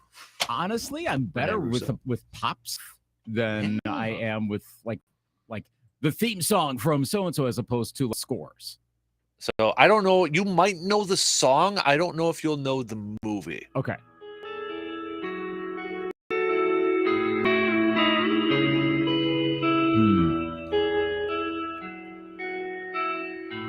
More recent. I had this one down. I listened to it a lot. What is it? Friday Night Lights, Yeah, Explosions in the Sky, Your Hand in Mine. yeah, that's why. I remember they did a Favre thing. NFL and Fox did a Favre thing, and they had like Jack Nicklaus and Cal Ripken Jr. talking about him joining the Legends Club, and that was a song in the background. I'm like, oh, that got me jacked up right there. Okay. That really good job. Okay. I'm gonna just really quick. So, Okay. gotta make sure the Struggle with grammar. do I struggle with grammar? No, that's one of those that like Oh, yeah. Grammarly. Yeah, the ads that always come up. Do you know that one? That's Space Jam. That a boy. All right. Got some confidence rolling here. Let's okay, I'm gonna retry this one, see if this is a little bit better in terms of like not a lot of people in the background. Hey, I don't want Space Jam still playing. What are we doing here? Pause the Space Jam.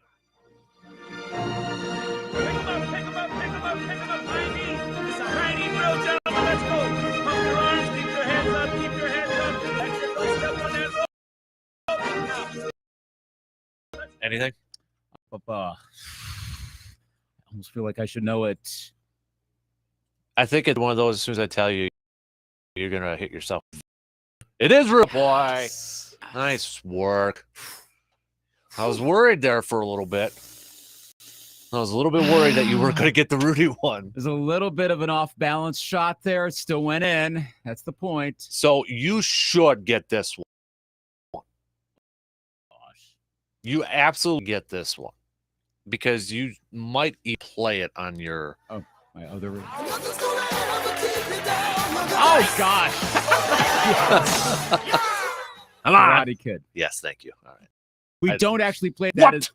That is a song actually my wife will sing a fair amount, that line.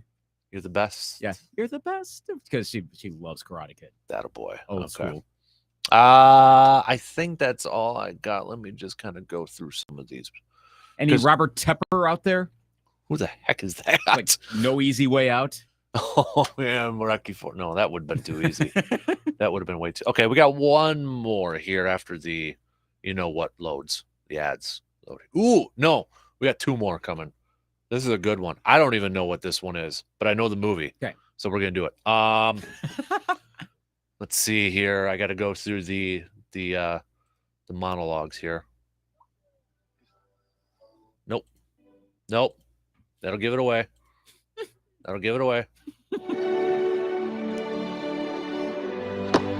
Field of Dreams. That a boy.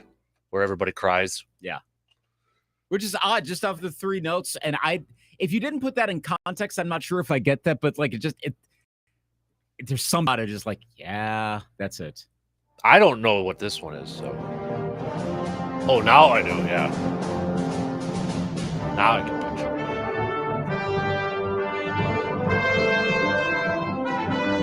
I was thinking it was one thing, and no, now I'm off. What is it? Mighty Ducks. See, I gotta watch the whole thing first. Yeah. Oh yeah, I get D2 flashbacks right here now in that final, in that shootout against Iceland. Yeah, I don't know this one, but we're gonna because it's a funny movie.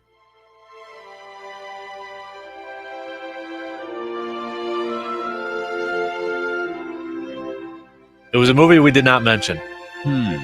Early 90s, I believe. You said it's a comedy? Yes.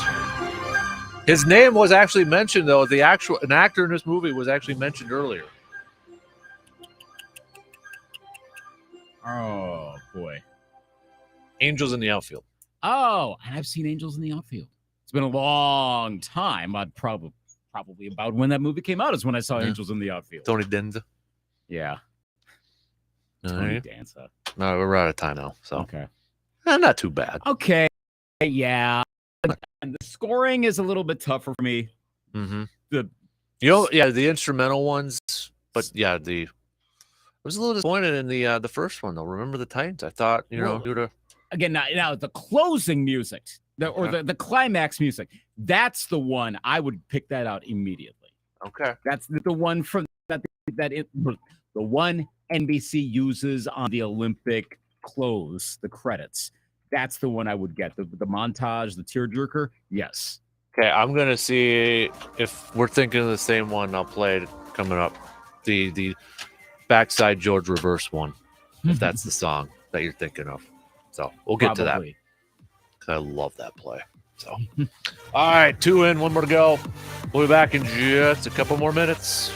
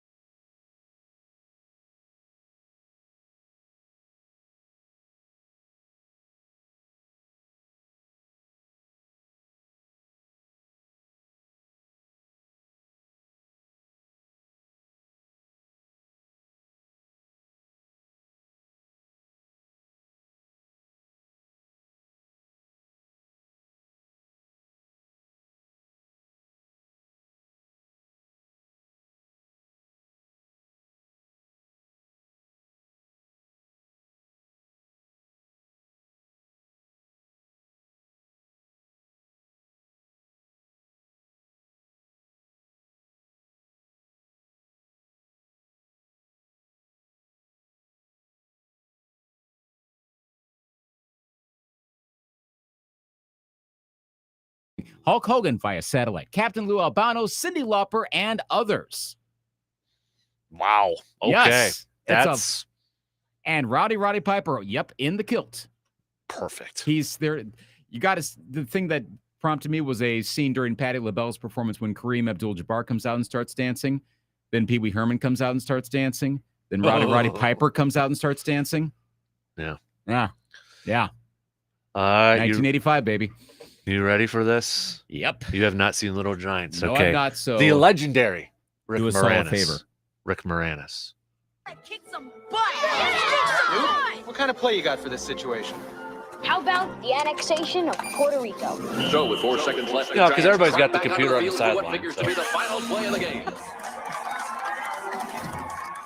Ready? One time. See, one time. Told you. One time. Ready? You're mine, Tom Tom. Spike was such a dick. Correct. Go, baby. One more play, baby. All right. Watch the wing, man. I think this is the reason why we all grew up hating the Cowboys, too, because of the Cowboys and Little Giants. Oh, of course. Back out. Don't let anybody behind you. So I'll do a play-by-play for you. Okay. Snapped it to the quarterback. Quarterback put it on the ground. They're faking a double reverse. Reverse. Center picks it up and just sits there. She doesn't have the ball. Bubble Ruski. And he starts taking off. No mercy. No ball.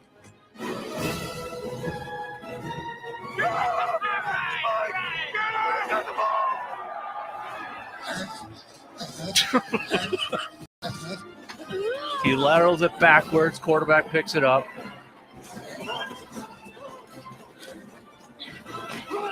Then he pitches it to the smallest kid on the team. I'm gonna score a touchdown. I'm gonna score a touchdown. No, you're not. And they score. And he runs into the flag or the goalpost. So. And Rick Moranis celebrates. So there you go. Okay. You need to watch Little Giants. I remember when I first watched Little Giants. My buddy in third grade called the house on Friday and asked if I could come over the next day and watch Little Giants, and we watched Little Giants. You know, probably why part of the reason I didn't watch that, again, it's age. Like, I still watch it to this. Well, day right, when but it's you- on. but It's you have, very like- hard to find, though. That's the thing. you can, I just went to YouTube and you can buy or rent it right there. Yeah, but how much? I don't know. I would hope it's not like $19.99 I think the DVD is actually fairly expensive. So, because it's a collector's item now. mm-hmm. But I think that was right when like those type of movies that kind of appeal to like older kids, not quite teens or whatever.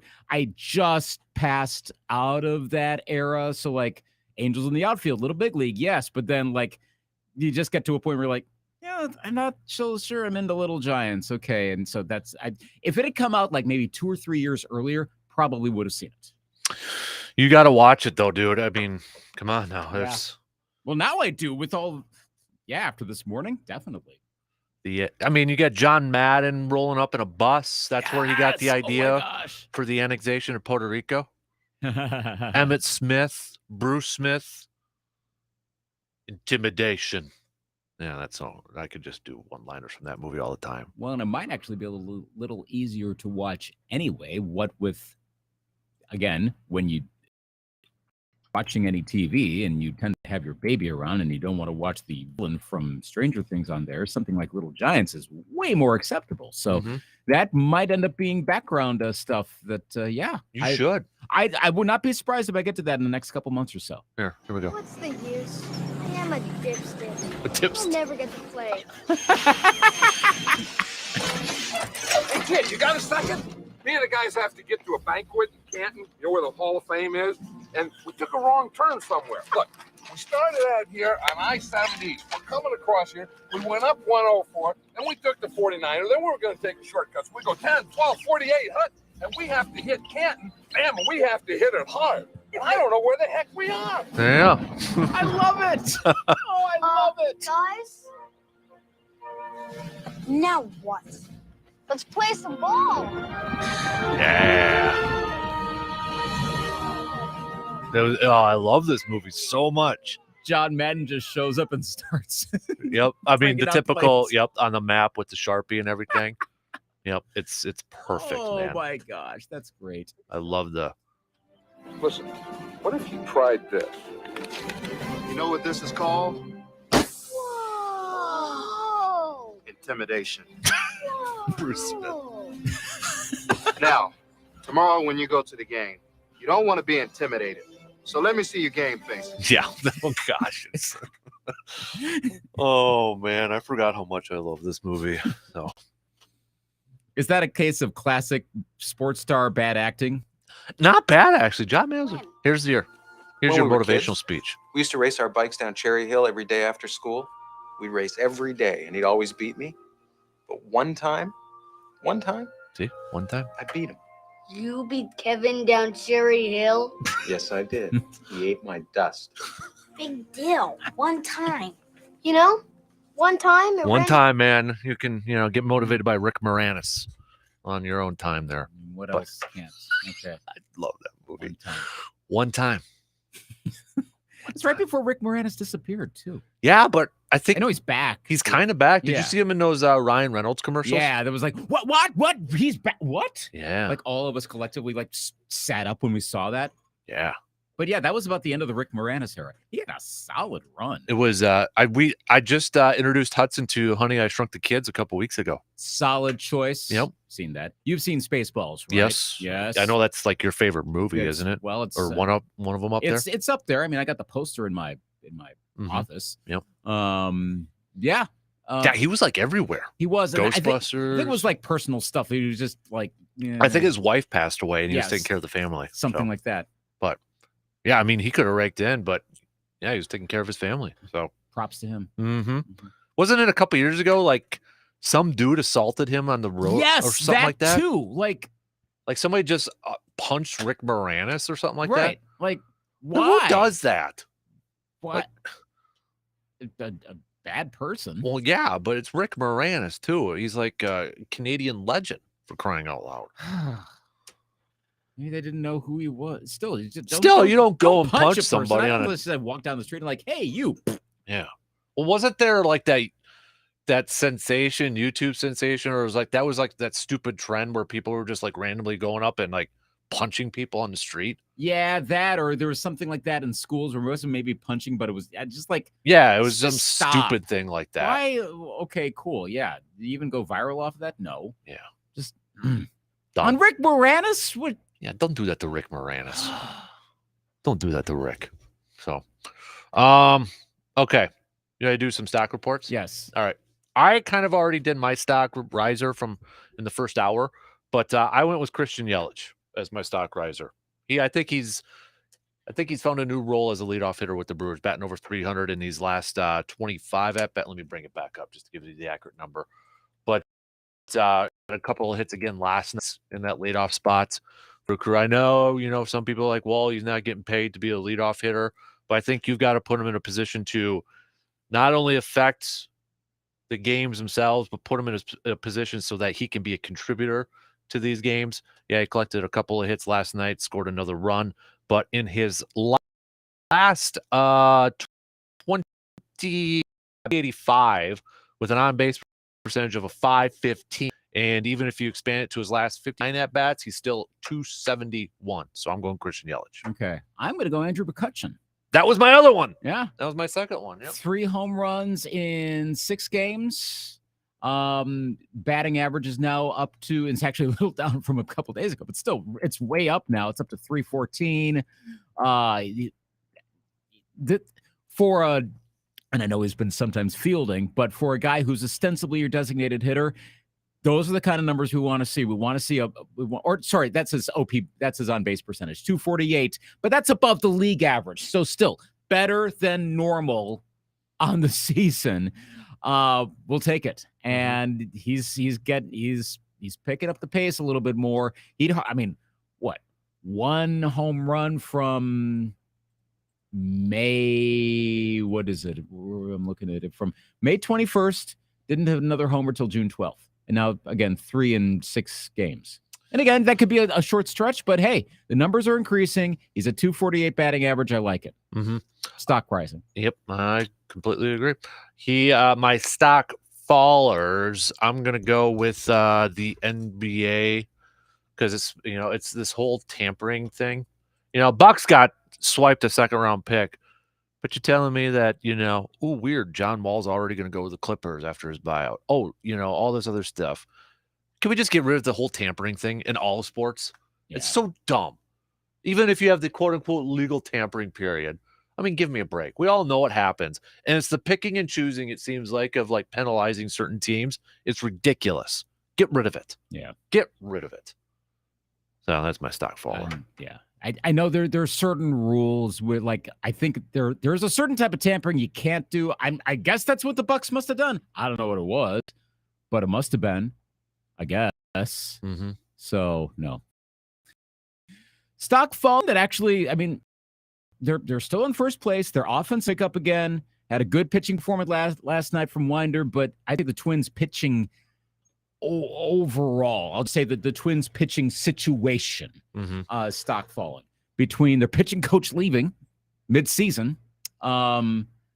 He's getting paid to go to LSU. Wes Johnson came from the SEC from Arkansas a few years ago. Now he's going back to the SEC. He's going to LSU. As you know, Arkansas is a really good team. LSU is a really good team, so I get it. But still, you don't usually want your pitching coach to leave in the middle of the season when your pitching staff isn't. They've had their share of injuries. Their bullpen is dicey. Emilio Pagan, one of the guys they got on the Taylor Rogers trade with the Padres, blew another game yesterday, the first game of the doubleheader. He is officially shaky. I think one of the Twins analysts I follow on Twitter, Ted Schwer's hardcore Twins analyst type, says Pagan has worse numbers than Alex Colomé did last year at this point. And if anyone remembers, Colomé sucked. And he was good becoming it, and then he was just, the bottom fell out. Other guys haven't performed as well this season. And yet they're still up in the division, and they might well win it. But at least in the short term, I would not buy stock. I would sell on the Twins pitching staff, at least for the next few weeks while they settle themselves out. Mm-hmm. They may recover, but we'll see. Mm-hmm. Yeah, Richie, I actually did rent Little Giants on Amazon when I had Hudson watch it a couple months ago. It was for $4, but it's like you get it for a week for $4 then. Yeah, DVD's $15. An old movie like that, still $15 for crying out loud, but it might be worth it. Surveyor still has it on VHS, he said. Nice. At the cabin. Nice. Now that's a classic. Yeah. Now, here's the thing. I think I mentioned it a week ago, but with collectors now, speaking of VHSs, you see how some people, you follow Darren Rovell on Twitter, yes, right? Yes. How do these people still have VHSs and shrink wrap? I want to say I probably have one or two, but those would be movies maybe somehow got it for free and I had no interest in watching it. Mm-hmm. So that does raise a point. It's like when you get a pack of cards, like baseball cards, and you don't open them. And I know we're going back on the whole sports card trading, and I understand the point of a mint, but you're going to get it, open it. That's why. What's inside? Mm-hmm. I had some called McFarlane figures like Rogers and all that. Yeah. And I kept them in the box.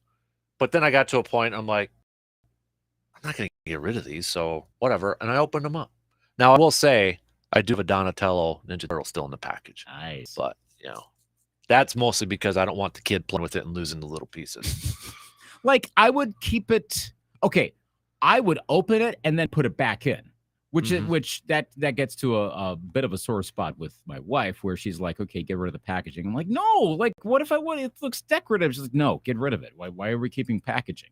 But I would put it back in the packaging for safekeeping. It's in a spot that's probably molded for the object, whatever that may be. So there's a case to be made for keeping that, but I wouldn't buy it and then not open it.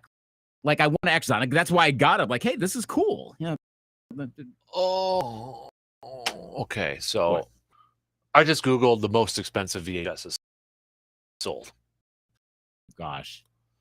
I know I had not sealed, but I know I had this one. That whole thing about the Beauty and the Beast and the Black Diamond. You heard Mhm. about that one, right?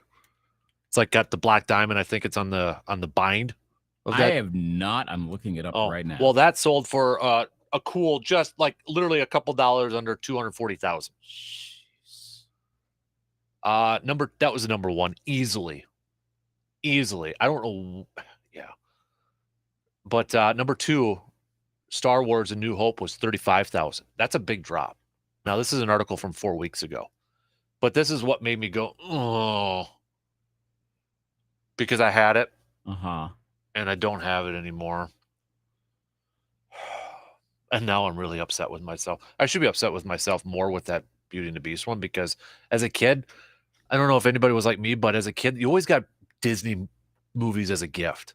So I had like all those in that hard white plastic cover. Mm-hmm.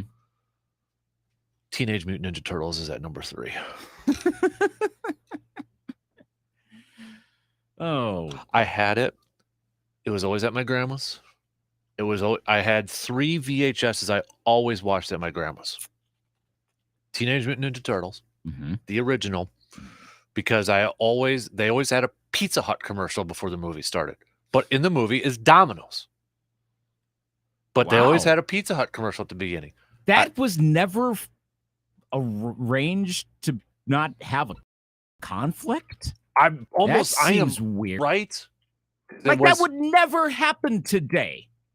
I'm almost positive. I'm going to double check it, see if I can, but the pizza delivery man is a Domino's when he's like, delivering a pizza down the sewer gate.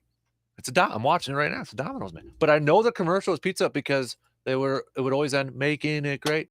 Right. Yeah. Wow. I'm surprised that someone let that through back then. And I'm pretty sure Grandma does not have this VHS anymore. Son of $28,500. Any guesses on the other 2 VHSs? One you would appreciate. Back to the Future? 3. The Western one. Oh gosh. That one was actually recorded, and I can tell you, I remember stupid crap like this all the time. I can tell you what TV show was recorded before that movie started. You would really appreciate that too. Let's see. Trying to think. So would this have been recorded right about the time it would have come out on VHS? That would have been later 1990. I'm thinking. No, it would be earlier 90s. Okay. Night Court. Yeah. I was gonna go something like Double Dare, but okay. It was Night Court. For some reason, Night Court was like right there before it. Then the other movie was Sandlot. Okay. So those 3 I always watched at grandma's. It was in her like what do you call that? Curio cupboard or whatever, with the Curio cabinet. Yeah. I was always go in there and grab it and put them in there. No Black Diamonds. Number 4, Top Gun. Okay. But another big drop. So Teenage Mutant Ninja Turtles was at 3 at 28,500. Top Gun 8,200. Maybe there's a surplus. Yeah. Now, are we sure that hasn't gone up since Top Gun Maverick came out? Well, that's when this was 4 weeks ago, so that's fairly new. That would have been a pretty hot time. Yeah. 4 weeks ago was right about the time. Well, maybe a week later it would have been. Yeah. Number 5, Lion King. And then number 6, Star Wars. The 1977 release of the original. But so A New Hope, the 84 release of the second film, is number 2. Was it A New Hope the first one though? A New Hope. I mean, no one called it called it. No one called it that back then, even though that's the subtitle. So now, like, to get the proper order, that's what it is. Okay. But yeah, 77, A New Hope, Episode 4. That was the first, what most of us call Star Wars. That's the movie. Gotcha. Okay. Yes. Son of a gun. I wouldn't have to be working if I kept on in those Beauty and the Beast and Ninja Turtle VHS tapes, for crying out loud. Oh, God. You know how many people probably just like gave those things away? Yeah. Well, because why would you donated keep that? them? Yeah. You're like, okay, I got this big bulky piece of plastic with a cassette in it with don't watch VHS. I was thinking about this yesterday where we were playing a vinyl record down it's right outside your office where those folks have a turntable. So we were playing those Gen Zers. Yeah, they're all like, ooh, turntables. That's cool. Like, okay. Born after the whole turntable thing. There's some interesting conversations between those two that I can hear, but I'll just say that. Yeah. Makes me feel old. Early 20-somethings. What is the most Gen Z thing they have talked about? Ooh. Old people now. Yeah. That's a good one, actually. What are Gen Zers talking about? That could be a whole show. Like, and we have Gen Zers listening to the show, I'm sure. But you know what? One of these days, maybe I'll just set my phone up and record. The most Gen Z thing they've talked about. Because one's like 21, the other's like 23, I think. Something like that. Straight out of college. Yeah, they're both right around there. I mean, very talented, very bright, the whole thing, but also very Gen Z. Very. So anyway, but of course, they've got a turntable set up there. So we were listening to a vinyl record yesterday, and I was thinking, this is kind of like the whole, like, you have to get up, turn the record over to listen to the other side. I'm thinking, that used to be the case with tapes all the time. VH, you just rewound them. You had to stop, rewind, watch it again, and that was okay. Now I'm like, why in the world would I ever do that? I did that all the time. We all did that all the time. But once we got to the point we didn't need that, we had DVDs or stuff that was on our computers. We got rid of the VHS cassettes. And as a result, probably lost $25,000. Well, I mean, if you open it, it's not going to be $25,000, but it still might be $10,000. Might be something. And you know how stuff turns around and suddenly becomes popular again. I wouldn't be surprised if I got something buried where I grew up, where I still got all my old tapes. That's probably worth a few thousand. Yeah, this is I found another website, and this is really making me upset, man. I mean, okay, my whole Disney collection I probably could have retired on, for crying. Why is it the Disney movies? The Great Mouse Detective. You know how I remember stupid crap? My babysitter gave that to me for my 6th birthday. Nice. Because they said it was a frog in there, and I was deathly afraid of frogs as a kid, so I didn't open it. Rescuers Down Under, had it. Fantasia, had it. Robin Hood, had it. Cinderella, had it. Lady and the Tramp, had it. Dalmatians, had it. Bambi, had it. Mermaid, I mean, we're talking $30,000 a piece here. What? The Fox and the Hound, had it. That's $60,000. Heck. You could go on like a 5-year sabbatical. You know what? I might have to hit up some garage sales and see if there's anything out there. People are just like, hey, 5 cents. You know what really annoys me on here, though? Mm-hmm. There's one on here for almost $1,000. Barney. I had a Barney tape when I was a kid.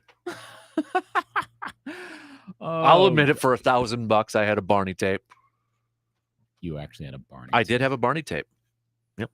Debating how much I don't want my daughter to see. Yeah. You love me. We're a happy family with a great big hug and a kiss from me to you. You say you love me too. I still think the best Barney thing ever was when they were stabbing the Barney balloon at the Macy's parade when it got too windy and they lost control. And there's that scene of like the guys trying to deflate it and they're like stabbing Barney. Well, that's a little violent for the kids. Oh, it's not for the kids, it's for the adults. Still. I wasn't even a parent at that point. I just thought it was hilarious. Oof. I would not show my daughter that. I mean, that is violent, but yeah. As much as I'm like Barney, I still am not going to do that. I don't know what's more embarrassing from my childhood. Because you heard me earlier, I had an Urkel wind-up doll, right? Yeah. I'd also had a Barney one, stuffed animal Barney. Look, we have stuff that is like, wow, you had that. Look, I was 5. Wish Bear is my go-to. That's a Care Bear. I still have, I don't have it, but I mean, I have it. It's still in my possession. I love that thing. Oh, I don't have any of these yet. Okay, see, I mean, we have stuff that's like, yeah, what? Well, yeah, we were kids. Our tastes were different back then. So what's more embarrassing, the Urkel, the Barney, the big troll I had with the funky hair? You know what I'm talking about? Those trolls with like the cone-shaped hair. A lot of people had those. Power Rangers. Billy. Triceratops. Okay. I could say Barney, but I think it depends on if you sought it out. I mean, yeah. But the thing was, it was the thing back then. Yeah. Like I said, with the Care Bears in 1984, that was a thing. Like the year before, I didn't have one, but Cabbage Patch Kids, Everybody had to have one. Like people were talk about punching. People were punching people in stores to get Cabbage Patch Kids 39 years ago. You think people are crazy in stores nowadays? Go look at some video of people trying to get Cabbage Patch Kids back in the 80s. You know what's funny now? Like if you ever go down a toy aisle, which I have to do almost every week now because they've got toys now. First of all, they're bringing back toys from when I was a kid, like the Donatello. Mm-hmm. But they got toys now that were big toys in movies. Really? So, like Jingle All the Way. Uh-huh. They've got Turbo Man toys now. Really? Yeah. Whoa. I'm like, what the heck is this? A Turbo Man toy? That's from a movie, but they're making that stuff now. I think they're trying to appeal to the parents to a certain degree. Because if the parent sees it and they think their kid might like it, and their kid's not going to know one way or the other, they're just like, oh, that looks cool. Then the parent wants to buy it. It's kind of like because they're winning because there's one at Target. It's two. It's a 2-package thing. It's Johnny from Cobra Kai or Karate Kid versus Donatello. At the risk of again steering into parent corner a little bit too much, I would buy that in a heartbeat. It was just like literally 2 days ago. I was talking about this with my wife about one of the shows that we have our daughter always watching, but how it's not that yet. She will watch Karate Kid if we have any choice in the matter. She's also my daughter is probably going to be as snarky as my wife and I are too. So I think she's probably going to find humor in stabbing Barney when she's like in her 20s or something. But with this show we're watching on Amazon Prime that for our daughters called Do Ray and Me, and we were commenting on how the dialogue, it's obviously meant for kids, but it's done in a way that parents, like adults, would actually find funny. Like it's a very subtle thing. It's not like, hi kids. It's not done that way, and that makes me think there are more of these kind of things, like toys from movies that parents grew up with. If it gets the parents paying more attention to it. Remember then the kid then they'll buy it for the kids, or the kids watch it, but that gets people to stick with it more.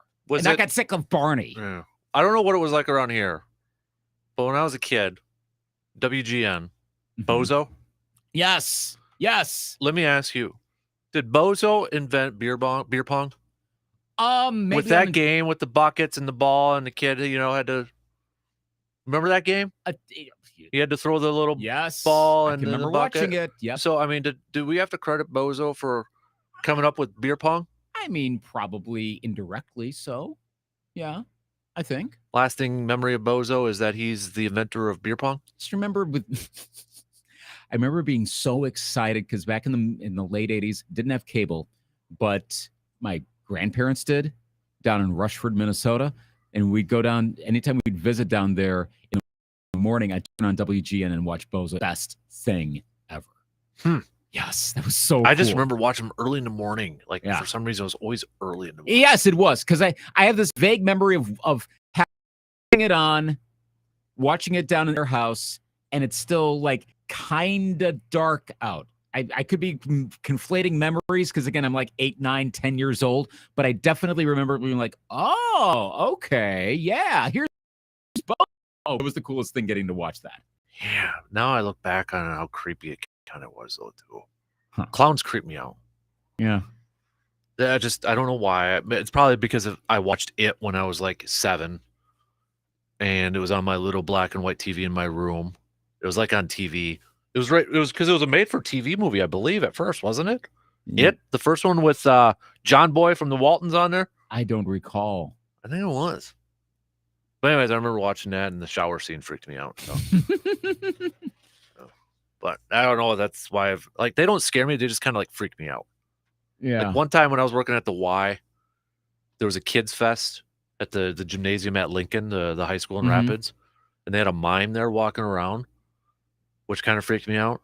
But the guy was ripped. Is it like big clown smile thing that freaks you out? Well, this guy creeped me out because he looked like he could kick my you-know-what, and he didn't talk. So he's just walking around, ripped, but he's a mime. Face painted. Yeah. So I was just like entranced with that. Like clowns don't inherently scare me unless it's like evil clown. Then yeah. Yeah, and maybe it's the whole like John Wayne Gacy sort of thing, and yeah. And I know we got to take a commercial break. Like we're having fun now. I know, but it's something that kind of did freak me out a bit, and a bit in the clown face look. about a couple weeks ago, wife, daughter, and I are going for a walk, and we start going down Minnesota Avenue. The only reason I remember that is because we've never walked. It's kind of by Mount Washington. Did you see a clown? No, I didn't. Okay. But wait for it. That's right below where Mount Washington. It's right in the Mount Washington area, right kind of by that Senex store in that area. And we're just going for a walk, and we're like, hey, we've never walked down this street before. So we start walking down there. We're like, ooh, yeah, going down this back street because it's like all trees on one side. And I'm like, back street's back, all right. Thanks, 1997. And I was like, hey, maybe it's haunted or something. I'm just kind of joking with with Marie about that, my wife. And I'm pushing my daughter, and I look down, and she had been just looking forward. She is looking up at me. If you know her, and most people listening don't, she's got like big eyes anyway. She's got like this big open mouth, think like a clown type smile, and she's looking at me. And right after I say this is probably haunted, and I look down, and she's looking at me like, ah! I'm like, whoa! I was really hoping you were going to say that she was looking at something up in the window, and you looked up, and there was something there. Oh man, that would have been even creepier. Yes, and then I would have asked you where that house is. So I will say though, the timing of that, I seriously got a little freaked out. It was just like, well, even just thinking about that right now. And it's not like my daughter's like scary, but just the timing. I was not expecting that, and it was like the clown smile. That one, if you know what I'm talking about, the clown smile. Yep. That was not the best time to get the clown smile. I'll just say that. I'm going to throw you a question, but you're right, because we got to take a break. Yes. So you get some time to think about it. Mm-hmm. Favorite TGIF show of all time? Ooh, I will think about that. Okay. Yeah. Not episode. We're talking the overall show. Oh, yeah. Okay, yeah, that's easy. Yeah. That's. You ever think like you ever watch these shows now when we were kids, and you're like, how the heck did we get away watching it? Because of the like subtle innuendos. Oh gosh, it's bad. Some of them are pretty bad. Uh-huh. I'm like, what the heck? Yeah. There's a lot. Pervs. All right, we'll be back.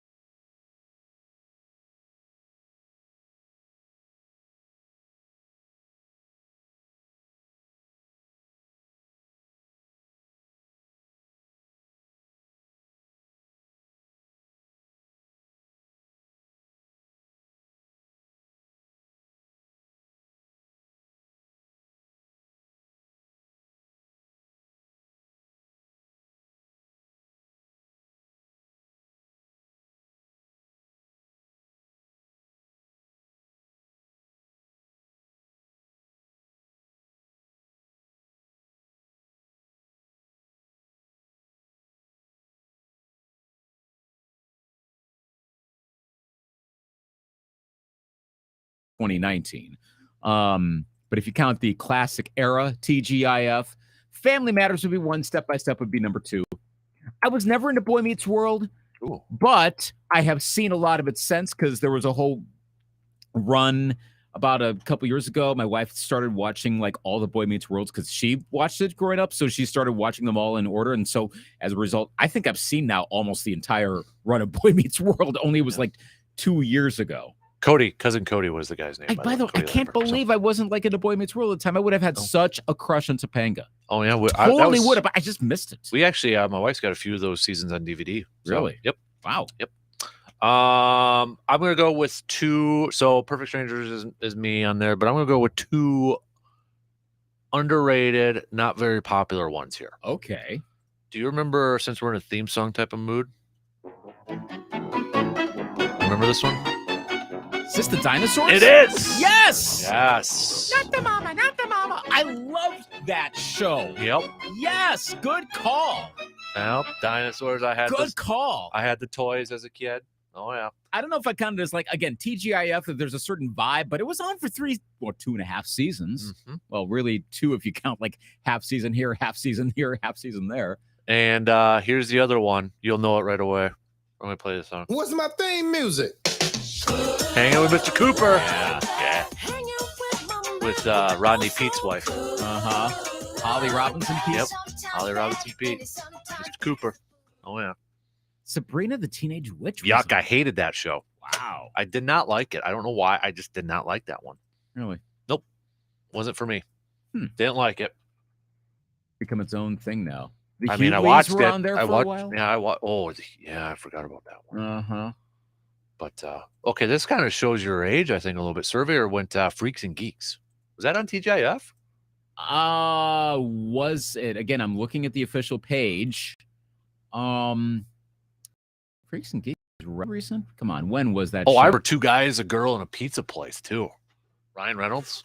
Yes, wasn't that shortened to just like Two Guys and a Girl? I think. Yeah. Yeah. Because they're like, oh, we can't have a long name, but yeah, I do remember that one. Mm-hmm. I didn't watch it, but I remember it was out there. Clueless.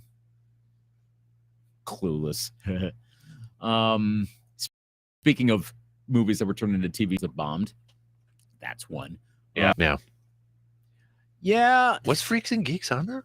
No, I'm not. I'm not seeing it in the list at all. Okay. No. All right. Because I don't remember that one on there. Okay. No. Which I believe it was. Gosh, when was Freaks and Geeks? You looked that up, but yeah, there was like nothing better as a kid, or at least for me, on a Friday night. NBC. And okay. There was you picking up a Happy Meal, and then you go home and you're watching, 2 hours of TV of TGIF. That was quality Chicken Nugget TV. Happy Meal. On That a was my Friday night, no less. Yeah. You Well, I would mean, when you're like 6 or 7 or 8, I mean, what else are you going to do in Metford of a town of 4,000? Or you're 12, 13, 14, 15, and you're a geek anyway, and what are you going to do in Eau Claire? Okay, that too. Yeah. Remember George Lopez? Oh, 8 Simple Rules. Remember that was on for a little, that was at the later end. Also, 8 Simple Rules for Dating My Girlfriend, shortened to 8 Simple Rules. Right. Or Dating My Teenage Daughter, not Girlfriend. Or that's right. I couldn't remember. But yes, I know that. John Ritter passed away. That's right. Was that? Oh, that's right. That was Kaylee Cuoco's first show. Mm-hmm. That's right. I'm looking at some of the first ones on here. I mean, probably when I was, Full House, Family Matters, Perfect Strangers. Oh, yeah, those were some good lineups, man. Oh, yeah. Gosh, they got to bring something back like that. Well, they tried to, and the thing is, people don't watch. I know they anymore. don't do it anymore. They just have a whole bunch of reality shows and Chicago this, Chicago that, FBI this, NCIS that. It's a whole lot of that. Yeah. It's kind of boring. Good times. Great ABC oldies. Friday night, as of a couple seasons ago, was Shark Tank and 2 hours of 2020.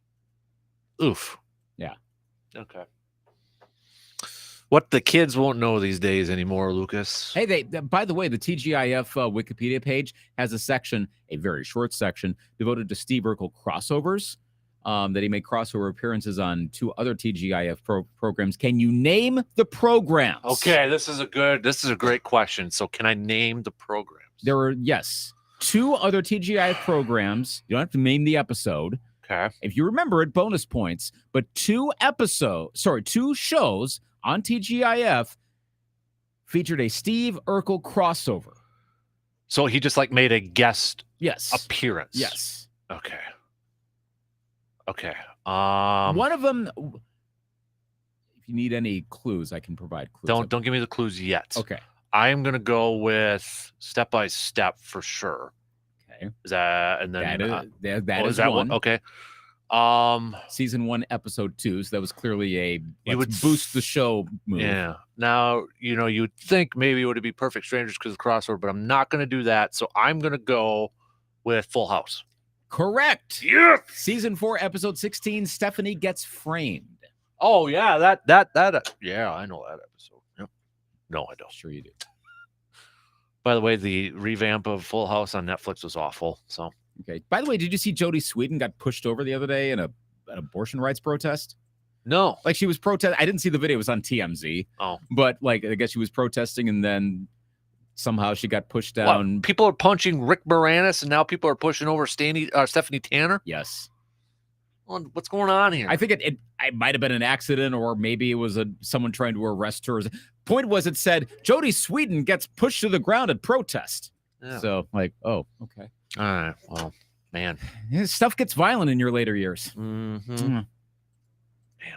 Anybody have a teacher like Mr. Feeney? Or a principal like Mr. Feeney? Feeney! Mm-hmm. No. Anybody? No? You? No? No. No? Okay. By the way, now there's the old school TGIF, which the origins go back to like 1985. Different strokes in that? Different strokes towards its end. Benson. Belvedere with Bob Uecker. Yes. Webster. Yep. Sledgehammer. Which is weird because I remember that show came out right at the same time that the song Sledgehammer was a hit, and that left me really confused. Like, so is this Sledgehammer's like the thing right now? Not related at all, but trust me, I know what I'm doing. It's kind of the pre-MacGruber or MacGruber thing. Yeah, there was a show called I Married Dora. I have no memory of that. What? Like Dora the Explorer? I would think not. Starring the late Elizabeth Pena and Daniel Hugh Kelly. Okay. We only got a couple minutes left, but non-TGIF, non-Friday nights, like Julia Lewis was on that show, by the way. Teenage shows, best of all time, easily Saved by the Bell. Yes. And Hang Time. Saturday morning, Hang Time. Reggie Theus, Dick Butkus. Oh, yes. Reggie Theus that's right. Dick Butkus was a basketball coach. Oh, my gosh. Oh, yeah. Can't believe I forgot that one. Yes. That was because they had a girl playing on the boys' high school basketball team. Like she was the best player. Right. Mm-hmm. Plot twist. Remember watching that all the time. I mean, at the time, it was a plot twist. Yep. All right. Brewers, reminder, are literally on in like 2 hours. 11:10 first pitch today. You won't find an earlier game for the rest of the year. So 11:10 first pitch for the Brewers. They can get it a little mini sweep before going on the road against the Pittsburgh Pirates. So now that we've filled your nostalgia with 90s and 80s movies and shows and theme music. This is a full-blown blast of nostalgia this morning. Yeah, it's going to be all in your heads now. Go and try to find an episode of Dinosaurs to watch. I think it's on HBO. I'm sure it's out there. Or Amazon, one of the two. Yeah. We tried to watch it about a year ago, but there was something wrong with like the app or the episodes, and it kept freezing out. So I was like, all right, well, that just kind of ruins it. So, because we tried to watch it. Oh, that never works well. No. You're like that? Oh. No. But now I might have to go home and watch some Perfect Strangers tonight. I binge watched through 4 seasons a couple years ago. All right. Shot clock's going to cut us off. So you're just dribbling it out now? I don't want to get into another one because then I'm just going to really we could go another hour on this stuff. Yes. We really could. Not next week because you're gone next week. Yeah. I mean, we might as well go like another hour and a half because then the Brewers kick on. You got to get through July, too. I mean, training camp doesn't start immediately. It's true. We got All-Star break. That lull of the 18th through the 21st. Save it for that week. Pop culture week on the show. Pop-up video.